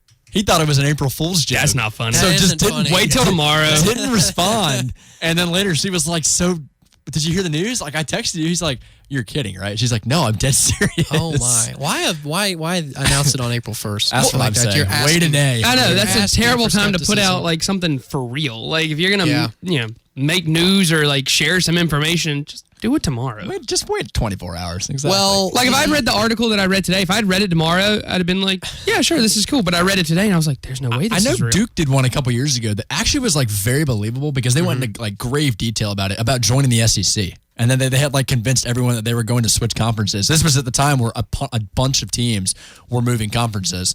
And I believed it. I mean, I was young, but I still believed it for a little while. Well, the story that I read, it was like, the best college football player you never knew or never heard of. And it was about this guy, and I Googled him, and there's, other than this story, there was nothing on him. Like, he just disappeared. And that was part of the story, was that, like, he was this highly talented recruiter who made, like, a really questionable decision as far as, like, the school that he went to, and then just, like, there's nothing. His name was Trip Pelzer. He was from Iowa, and he was, like, a 4 or 5 star quarterback recruit, and he had offers from, like, Bama, LSU, A&M, and he chose to go to San Jose State. That's way weird. out west. And he was like started as the second string there, won the starting job, and then nothing. Did you end up playing him in your road to glory? Yeah, that was me. That was the player that I made yesterday. Good guess. I think the best. Same day I heard it. Dang it, Bradley! You ruined my April Fool's. I think the best April Fools that I saw today, sports related, was Tom Brady's Twitter. Tom Brady's Twitter was pretty hilarious, and if you're on Twitter, I would encourage you to look at it because it went viral He's done that multiple times. quickly. Oh, yeah. He did that a couple years ago, too, I think, where he announced that he was retiring. And at the very end, before the video call, he was like, just kidding. Why would I retire? Let's get to work. Was it the name that gave it away? Was the name Trip Pelzer not believable enough for you, Bradley? What element of my story gave it away, other than probably the fact that I was half smiling over here? The Trip Pelzer part. I mean, first off, that sounds like your typical Iowanian? Iowan? Iowanian. I don't know. Is that how you pronounce it? Who's from Iowa? Adam, our roommate Adam is from Iowa. We'll have to ask him, why are you talking about Iowanians? I did see, though, I was talking to Miguel Chavis, who's one of the coaches on the Clemson football team, and he was telling me, because he does a lot of the recruiting stuff during the offseason initially, does a lot of research, watches a ton of film on guys. And there was a guy that made the list of like 5-star recruits on Rivals that didn't have a picture, didn't have like any film, but was getting recruited by like all these different schools. And they did like an investigation on it, found it was a completely fake person that someone had hacked into Rivals and put on like the 5-star list. What I'm really surprised, he got legit scholarships. I've been saving this. Wait, where do you send that scholarship to? If that person doesn't exist, how do they have a mailing address? Like, here, send a scholarship to this guy. Okay, I'll mail it to this address that is clearly they probably not have real. So many guys, but it's a 5-star recruit. Like, do your research. I'm still very surprised that neither of you have mentioned this news article that came out today, and this was serious, and you haven't talked about it. Wisconsin banned jump around from home football games. What? An official announcement from the school banned the jump around celebration because it's April Fool's, dumbass. Oh, okay. You really fell for that? I mean, I'm not gonna lie. I was sitting over here like Googling it, but I was like, there's no way that's real. I wasn't gonna say anything. I knew it wasn't real, but I wanted to Google just to be sure. So y'all didn't see this? No. Yes, the official, so the university tweeted out from the actual Wisconsin University Twitter account that jump around would be discontinued because it was, again, this is a direct quote, that it was to protect the structural integrity of the stadium. I was about to say, if you argue that it's a safety hazard, I'd believe you. I mean, if they would have tweeted out the Clemson football page, if they would have tweeted out that the balloons were no longer I'm just surprised y'all didn't see this, because this was the only college football April Fool's joke that I saw on Twitter today. That's like banning Enter Sandman from Virginia Tech. Yeah. Well, actually, Enter Sandman probably rocks that stadium worse. I would bet money that absolutely I does, can't believe y'all, neither of you picked up that was April Fool's. Evan was actually Googling Were you this bored today? No, I was just on Twitter. Hunting down Wisconsin-related headlines. No, I read the Wisconsin Herald It's every the only morning? interesting news to come out of Wisconsin. Fair enough. Outside of Alex Hornibrook. I've got some interesting news that has come out of Wisconsin that is actually legit, that I read recently, that I am planning on incorporating into some of my tours of Clemson. I love this rabbit hole. It has nothing to do with football, but Clemson blue cheese, Clemson blue cheese. Yes. Y'all are aware of what that is. They sell it on campus. You've never tried it? Nope. Really? Do you eat blue cheese? Not really. Oh. You can buy it at 55 Exchange. In the I've seen the signs outside of Hendricks. They have it at Ingles, too. Anyway, so the Wisconsin, I don't know who it was, but it was like the U.S. Cheese Championships or something. Like you could enter your cheese into this championship, and it was blind taste testing. So like you didn't know who made the cheese or where it was from. In the blue cheese category, Clemson blue cheese came in 4th in like terms of all blue cheese in the U.S. in this competition. Clemson blue cheese is the 4th best blue cheese in the United States. Wow. So that makes sense why they advertise it so much, because like I'll see it at like the baseball games, like outside of Hendricks, like we have blue cheese. I'm like, It's a big deal when you walk into a student center. It's a weirdly big deal. Interesting. Well, hey, if you're going to be known for something, there's worse things to be known for. Fourth best blue cheese in the U.S. Who rates that? I don't know. I clicked on the article because I think it was Clemson University posted that on Facebook. I hope they're using it like with some sort of food because you can just eat a bunch of blue cheese on its own. That would just be nasty. You could. No, take have like a wedge and just take a bite out of it. Wings or like celery or something. There's a lot worse things you could eat than just straight up blue cheese. Like what? Like mayonnaise? Yeah, a spoonful of mayonnaise. I'd much rather take a spoonful of blue cheese than a That's spoonful actually of an mayonnaise. April Fool's prank I've seen before. And we need to get back to actually talking about college football. Says who? Does anyone text in and say I'm enjoying this blue cheese talk myself. Mayonnaise put into a toothpaste tube. Oh, for a pleasant surprise. I've actually had that prank pulled on me, not with a toothpaste tube, but someone stuck mayonnaise into my Chick-fil-A straw one time, and when I took a sip, oh my god, came back and it was not the lemonade that I was anticipating. I got some nice. What is it? What's the mayonnaise brand? I can't think of it. Hellman's. Hellman's. Yeah, that's it. Duke's mayonnaise. That's not. I mean, that's not even a prank. That's just gross. It's just mean. Why are you doing like? You can't say, "Ha ha, I pranked you." No, you just straight up put mayonnaise where mayonnaise isn't supposed to be. That's not like a whoopee cushion or something. That's just nasty. The worst is that was not even the worst though. The worst is when I lost What Are the Odds and had to drink an entire hot sauce container at a Waffle House. Oh my! Well, you kind of walked into that one. If you're willing to make that bet, I think you deserve it. Probably like a health defect. Honestly, it cleared me out. Quick. Honestly, I think the mayonnaise would be worse because you ever go to like take a bite or in your case like take a sip of something and like in your head you're already kind of imagining how it's going to taste. It. Yeah, so it's more of a surprise. Yeah, in my mind I'd be like, oh, refreshing lemonade. Boom, mayonnaise. That would have been terrible. That would have been so bad. Can you make that a sound bit? Boom, mayonnaise. Boom, mayonnaise. I'll cut it. I'll cut that clip right now. That's disgusting. No, I absolutely not. I don't condone that type of behavior. The only thing worse than that is when I see videos of people that'll be like drinking alcohol and they'll chase it down with ranch. That's disgusting. I haven't seen that. Stop doing that. What corner of the internet? What's wrong with people? They made ranch soda? That's a thing now. That doesn't need to be. Surprise That should be an April Fool's prank. Carbonated ranch. In case drinking ranch wasn't a pleasant enough experience for you, we put bubbles in it for you. Enjoy. All right. Well, I get a ranch. I drink to that. Bartender, I'll take a Hidden Valley on the rocks, please. That's gross. On that note of carbonated ranch. Oh man, how are you going to transition? I don't know. Didn't think you were getting salad dressing soda this evening, did you, AFR listeners? You are welcome. I didn't think that we would actually spend this much time talking about April Fool's pranks, but I'm glad we did. But we do want to talk about this lifetime contract that John Calipari got. Obviously, basketball related, him being the Kentucky head coach at Kentucky. But is this something you could see in football, Bradley? Potentially. For like a Nick Saban? Initial thought, though, I thought it was really dumb. I'm going to go back to basketball for just a quick second. I thought it was really stupid that UCLA, while John Calipari currently is making like $9.8 million a year plus incentives, they tried to offer him a 6-year, $48 million contract to coach at UCLA, which is like $2 million less than he's making. Like, if you're going to get a guy to change jobs... Yeah, but they may have other incentives. I was about to say, you're in Los Angeles. They may have other incentives. Yes, but like... Los Angeles is greater than Lexington, so you got to win the Final Four. You have to do a rebuilding job at that point at UCLA, so it's a lot more maybe you got to worry change about. The scenery. I mean, his contract but at least you're in at LA. Kentucky is through 2024, and like you said, he's making more money than any other basketball coach. Cheating and knows he's going to get caught. Jump ship while you can. Go to UCLA. No bias there, of course, right? I'm just happy they lost. Let's just be honest. Seriously, though, is this something that, because as far as I know, this is the first sort of offer of its kind.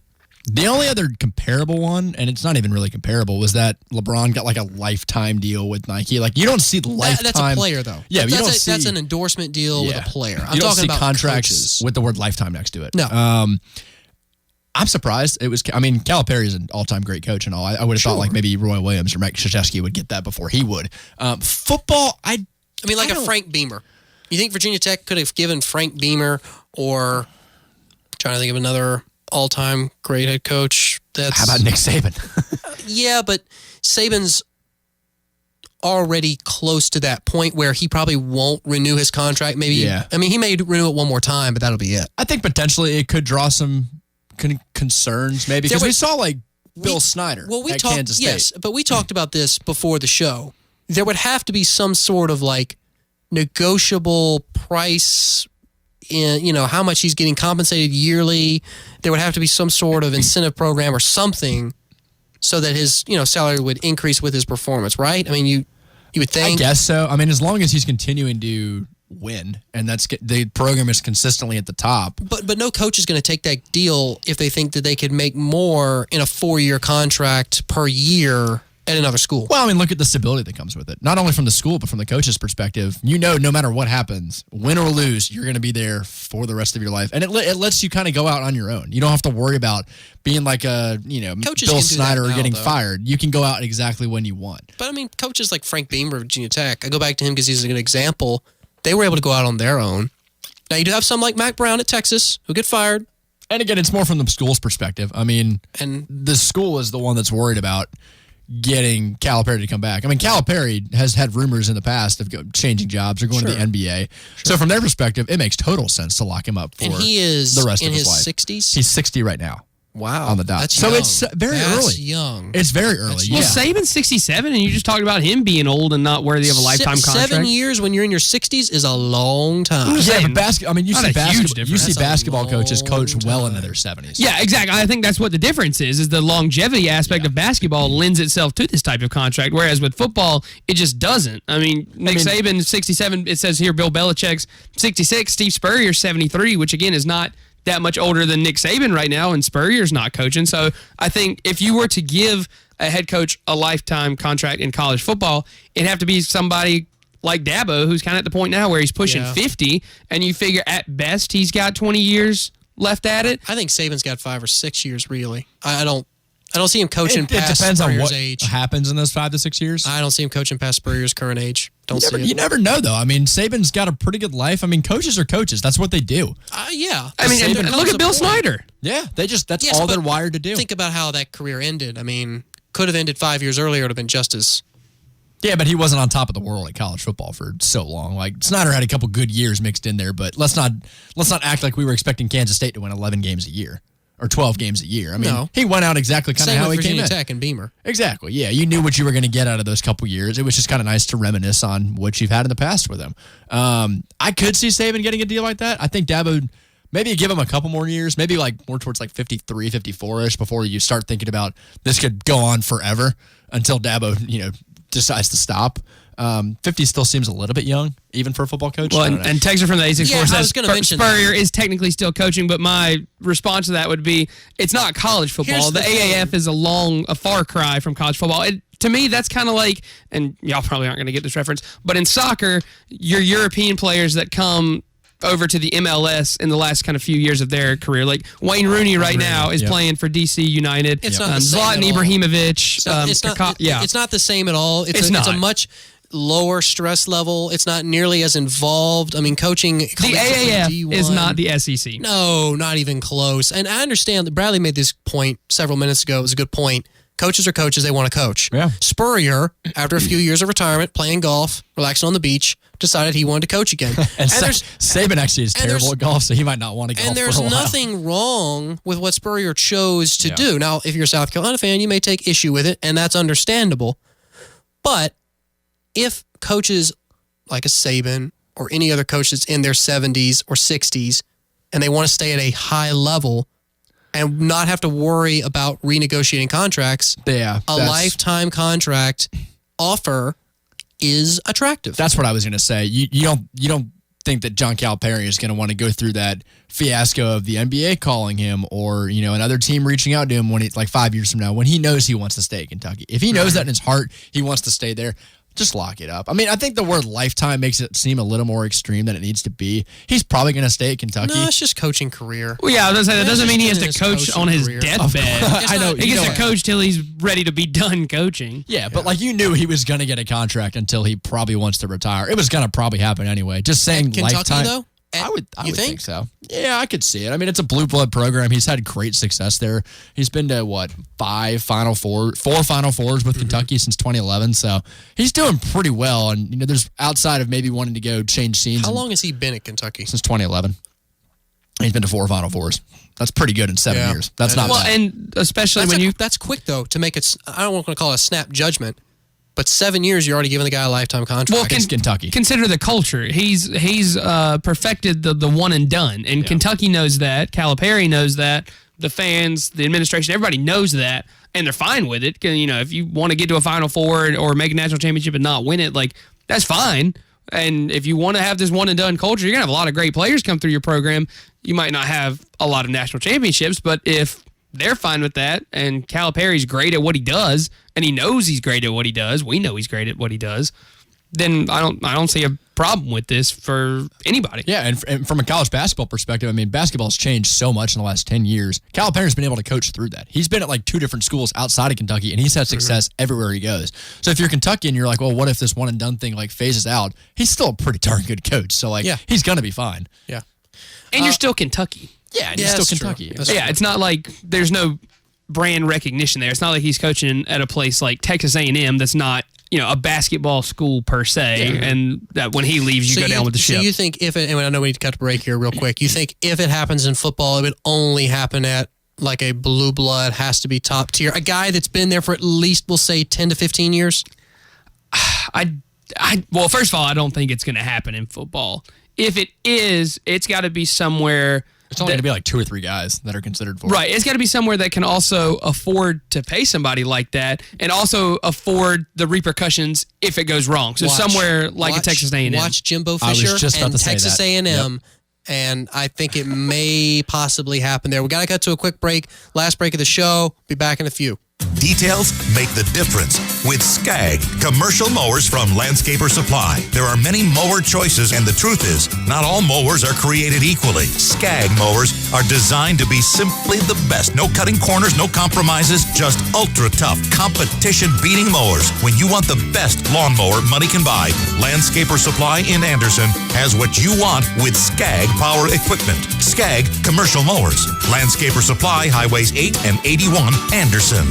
Planning a spring break getaway? Well, with the Capital One Venture Card, you earn unlimited double miles on any purchase you make today and every day. And those miles add up to get you closer to that trip to paradise. Every vanilla soy latte, double miles. Every time you pump gas, double miles. Even when you buy a set of Monogram beach towels, yep, double miles. You earn unlimited double miles on every purchase, and then you go. The Capital One Venture Card, the card that takes you there. What's in your wallet? Capital One Bank USA N.A. Have you ever had to travel out of the country only to find out at the last minute that the IRS has suspended your passport? Let the Green Law Firm deal with the IRS to restore your passport. It's this type of IRS interference and many others that David Green and his staff know how to properly approach and resolve on your behalf. Call the law firm that gives you peace of mind. Call the Green Law Firm at 271-7940 or online at greenlaw.legal. Hartwell Village is your newly developed one-stop shopping experience at the intersection of Tiger Boulevard and Pendleton Road in Seneca, with retailers including Aldi, Petco, Marshalls, Michaels, Ulta, Rack Room Shoes, and Five Below. Also now open Aloha Nails and Spa, Five Guys Burgers and Fries, Great Clips and Palmetto Shades. Coming soon, True by Hilton Hotel, with stores for everyone and stocked with anything you need. Hartwell Village wishes our Clemson fans a happy shopping experience and a fantastic year. Go Tigers! Has your extra bedroom turned into a junk room? Is your garage packed and cluttered? Specializing in junk removal and cleanouts, Absolute Waste Management is there to help. They handle the tough stuff like lifting, loading, and dumping. All you have to do is make the call. They do the rest. Call or text 864-266-7131 for a free estimate today. Make the call, schedule an appointment, and say bye to the junk. It's that easy. 864-266-7131. Hey guys, this is Taj Boyle with Lakeside Lodge Clemson. It's been a great year for Tiger football and for Lakeside Lodge. We want to say thank you for welcoming us to the Clemson family. Construction is well underway, and there are a handful of luxury condos remaining. If you haven't gotten yours yet, call us today to schedule a tour or come see me at our sales office at 906 Tiger Boulevard. Trust me, you'll want to be a part of this Lakeside Lodge Clemson. It belongs here, and so do you. Let's think about customization presented by Liberty Mutual Insurance. Liberty Mutual customizes your auto insurance so you only pay for what you need. So why can't more things in life be customizable? Why can't I buy Neapolitan ice cream without strawberry? Can't I just have the chocolate and vanilla flavors I'm comfortable with? Do people even want a fruity ice cream flavor sandwiched right between the classics? Go to libertymutual.com for a customized quote and you could save. Liberty, liberty, liberty, liberty. Coverage is underwritten by Liberty Mutual Insurance Company and affiliates, equal housing insurer. Are you craving a juicy steak cooked just the way you want it? The Blue Heron in Clemson offers only the best selection of meats, sushi, sides, house-made pizza, drinks, and desserts. Join them for happy hours 7 days a week at the downstairs bar, open until midnight. Catch the game on big screen TVs with your friends. 405 College Avenue in Clemson. Call 864-653-3354 for reservations. Visit BlueHeronFood.com for full menu and more information. That's BlueHeronFood.com. And now, back to Jay, Bradley, and Evan. Welcome back. Last segment of this week's show. Hard to believe.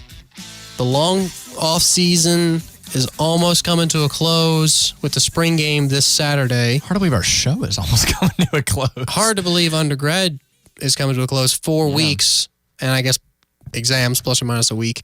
Because on exams for me. May 10th, we'll all walk across that stage and pick up the most expensive piece of paper we will ever own. Besides a house That's deed. enough of that. I didn't need these feelings. Get me crying. It's already Monday. That's enough bad feelings for me. Now, Evan, you're a tour guide. Correct. You're the vice president of the Tour Guide Association. Yeah. What's it like giving tours to high school juniors?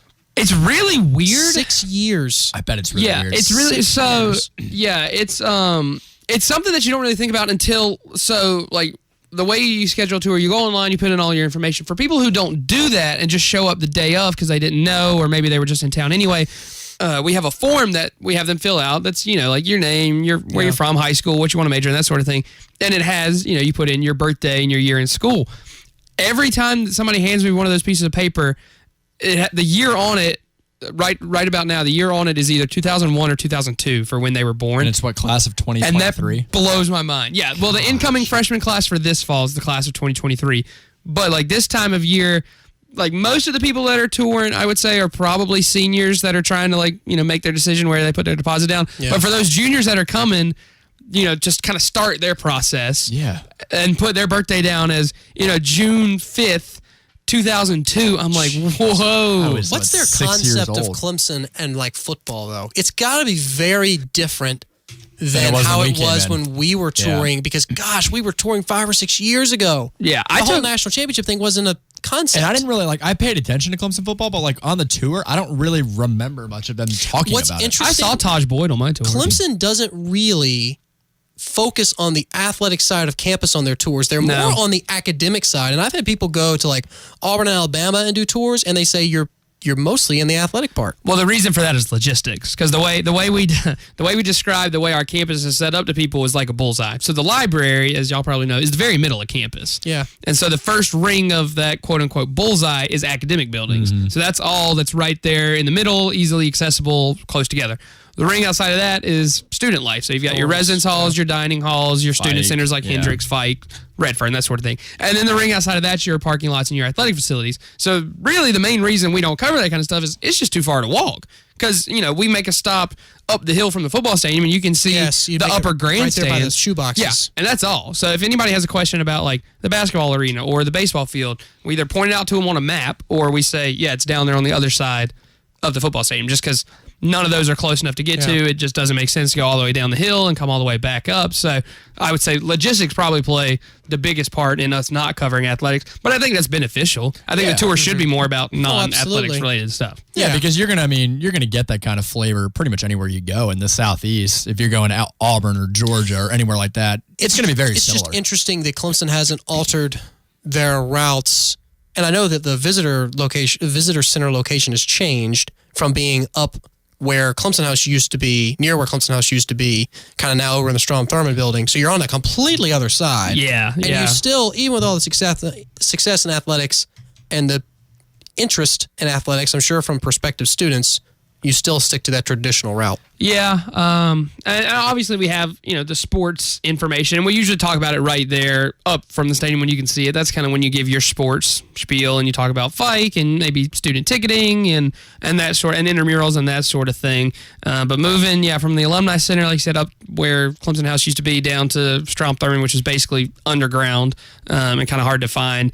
We did have to adjust the tour route a little bit and kind of adjust what we say, where we say it. But yeah, it's still not an athletics heavy focused tour at all. And obviously there are going to be some times when we might have a recruit come to campus, or there's somebody there specifically for athletics, and we give them a more specialized kind of athletics tour. But yeah, the general campus tour touches on very few aspects of sports. I mean, it's basically that one stop out of the approximately 10 stops I think that we have on the tour. So yeah, most of it is Clemson the school, not Clemson the teams. Yeah, and you got to remember that not everybody coming in is focused on the sport. So you're going to get everyone that's focused on the the academic side of it, or the life as a student on campus. If you want to go visit the athletic part, you can go do that kind of on your own. Mm-hmm. Yeah, but to kind of circle back to what you mentioned earlier, Jay, when we were taking our tours, we knew about Clemson.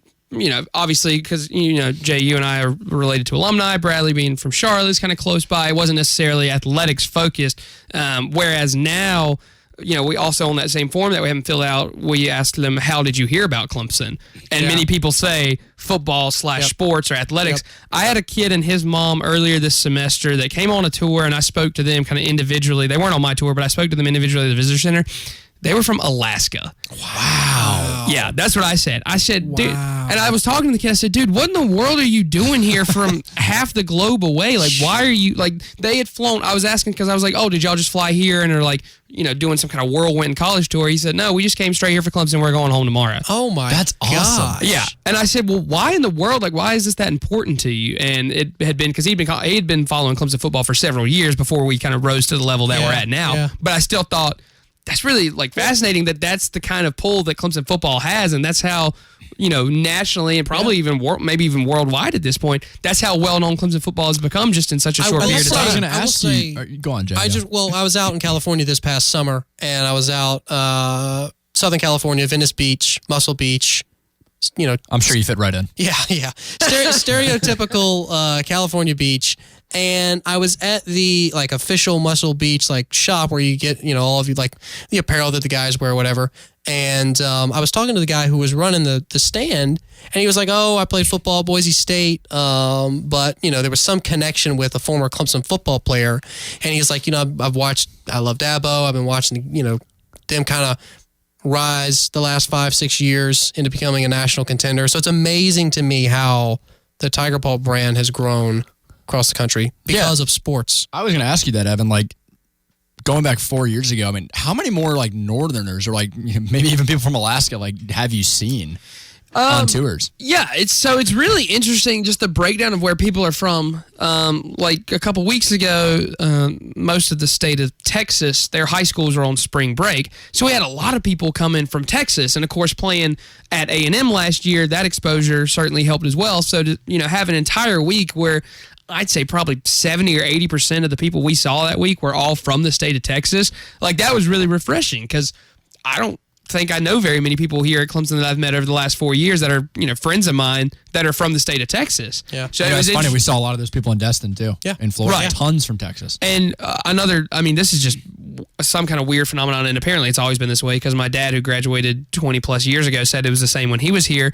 One of the biggest feeder states for Clemson is actually New Jersey, of all things. So in terms of student population, obviously most in terms of states represented, South Carolina is the most populous state at Clemson, and then right after that I think is North Carolina, and I think third is New Jersey. And we have several friends who I've talked to before about the fact that most of their schools in New Jersey are private, and it's more expensive for them to go to those private in-state schools than it is for them to go out of state school in South Carolina because of how cheap it is in the state of South Carolina. Yeah, and when I talk to those kids and those families on tours that are from, Jersey or even somewhere else from up north, because of course in the Northeast almost everything is expensive, I'll say, oh, well, where else are you looking? And they'll, usually throw out a lot of Virginia schools because that's a little bit closer to home, and, maybe a couple of Florida schools or a Georgia school, but it's all basically out of state. If not, they're looking at maybe 1 or 2 in-state schools. So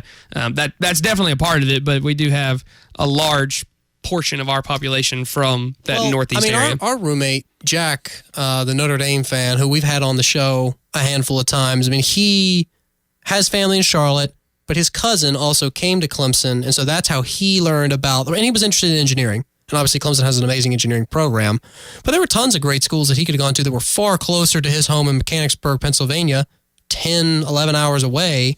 But I think there's been a shift these last few years from it being primarily legacy to first generation Clemson people because of sports. Right. And part of that, and this kind of circles back to football, I had a girl and her mom on a tour not that long ago, maybe a couple weeks, and they were from somewhere in Massachusetts. So again, kind of that Northeast region. Right. And I said, so like, how did Clemson get on your radar? Because it was obvious that, her mom or dad, weren't alumni. So she was going to be probably the first Clemson student in her family. So I was like, what's got you interested in Clemson? And she was like, oh, I go to the same high school that Christian Wilkins went to. Yeah. And I had never thought about that being an aspect of somebody making a college decision, to see somebody several years older than you, go somewhere new and different and have a lot of fun and a lot of success, and that rub off on other people. So, as great as Christian has been influencing the football team, apparently he's influencing a lot of other people that might not have thought about Clemson otherwise. And you pull recruits from all over the country now, California, Ohio, Texas. And you saw we got the number 1 recruit out of 6 different states a couple years ago. So your reach is, the brand is growing, expanding for sure. And that's something we've talked about that all the time, in season, out of season. I think it's interesting though to get people's perspectives. And again, with you giving tours to kids that are 5 and 6 years younger, about why or how they learned about Clemson in the first place. And it's amazing how when we first stepped on campus, the school was great and all, but just because we've won a couple national championships, money's poured in, more people are going here. Yeah. The campus itself looks a lot different. I was about to say, that's why when you get people, especially like my dad, but other alumni who maybe come for a football game or another event on campus, are like, man, this place looks really different. Well, the reason for that is, and this is probably heavily influenced by Clemson football, each of the last, I want to say 3 or 4 years, the admissions department at Clemson has been setting records in terms of the number of people that are applying, the number of people that we're accepting, and the number of people that we're enrolling. And so when I talk about Dowlett Hills, which is our newest housing community on campus, I say, look, with all of these new people coming in, we got to have somewhere to put y'all. That's where we're putting you. So that's why campus is expanding so much and everything's so new and so different and getting to be much bigger, is because we're reaching more people and more people are reaching Clemson. And so we got to accommodate to that. So that's why tiny old Clemson, as Dabo likes to call it, might not be so tiny for much longer. No. There is, the university's expanding. You've seen so many things. I mean, not just student housing with Core and Douthit, but you've also seen the business college being built. Watt Innovation Center was put up. There's been renovations to other buildings on campus. So the reach of Clemson is continually expanding. But that's all the time we've got for this week's After Further Review. Appreciate you so much for tuning in, spending the 2 hours of your night with us. Thanks again to Andy Turner for coming on and talking to us about his job at Clemson Athletics. For Bradley, Evan, and myself, appreciate you tuning in, and we'll see you next time. Safely in the Priority One Studios, we are WCCP Clemson Greenville. 105.5 The Roar.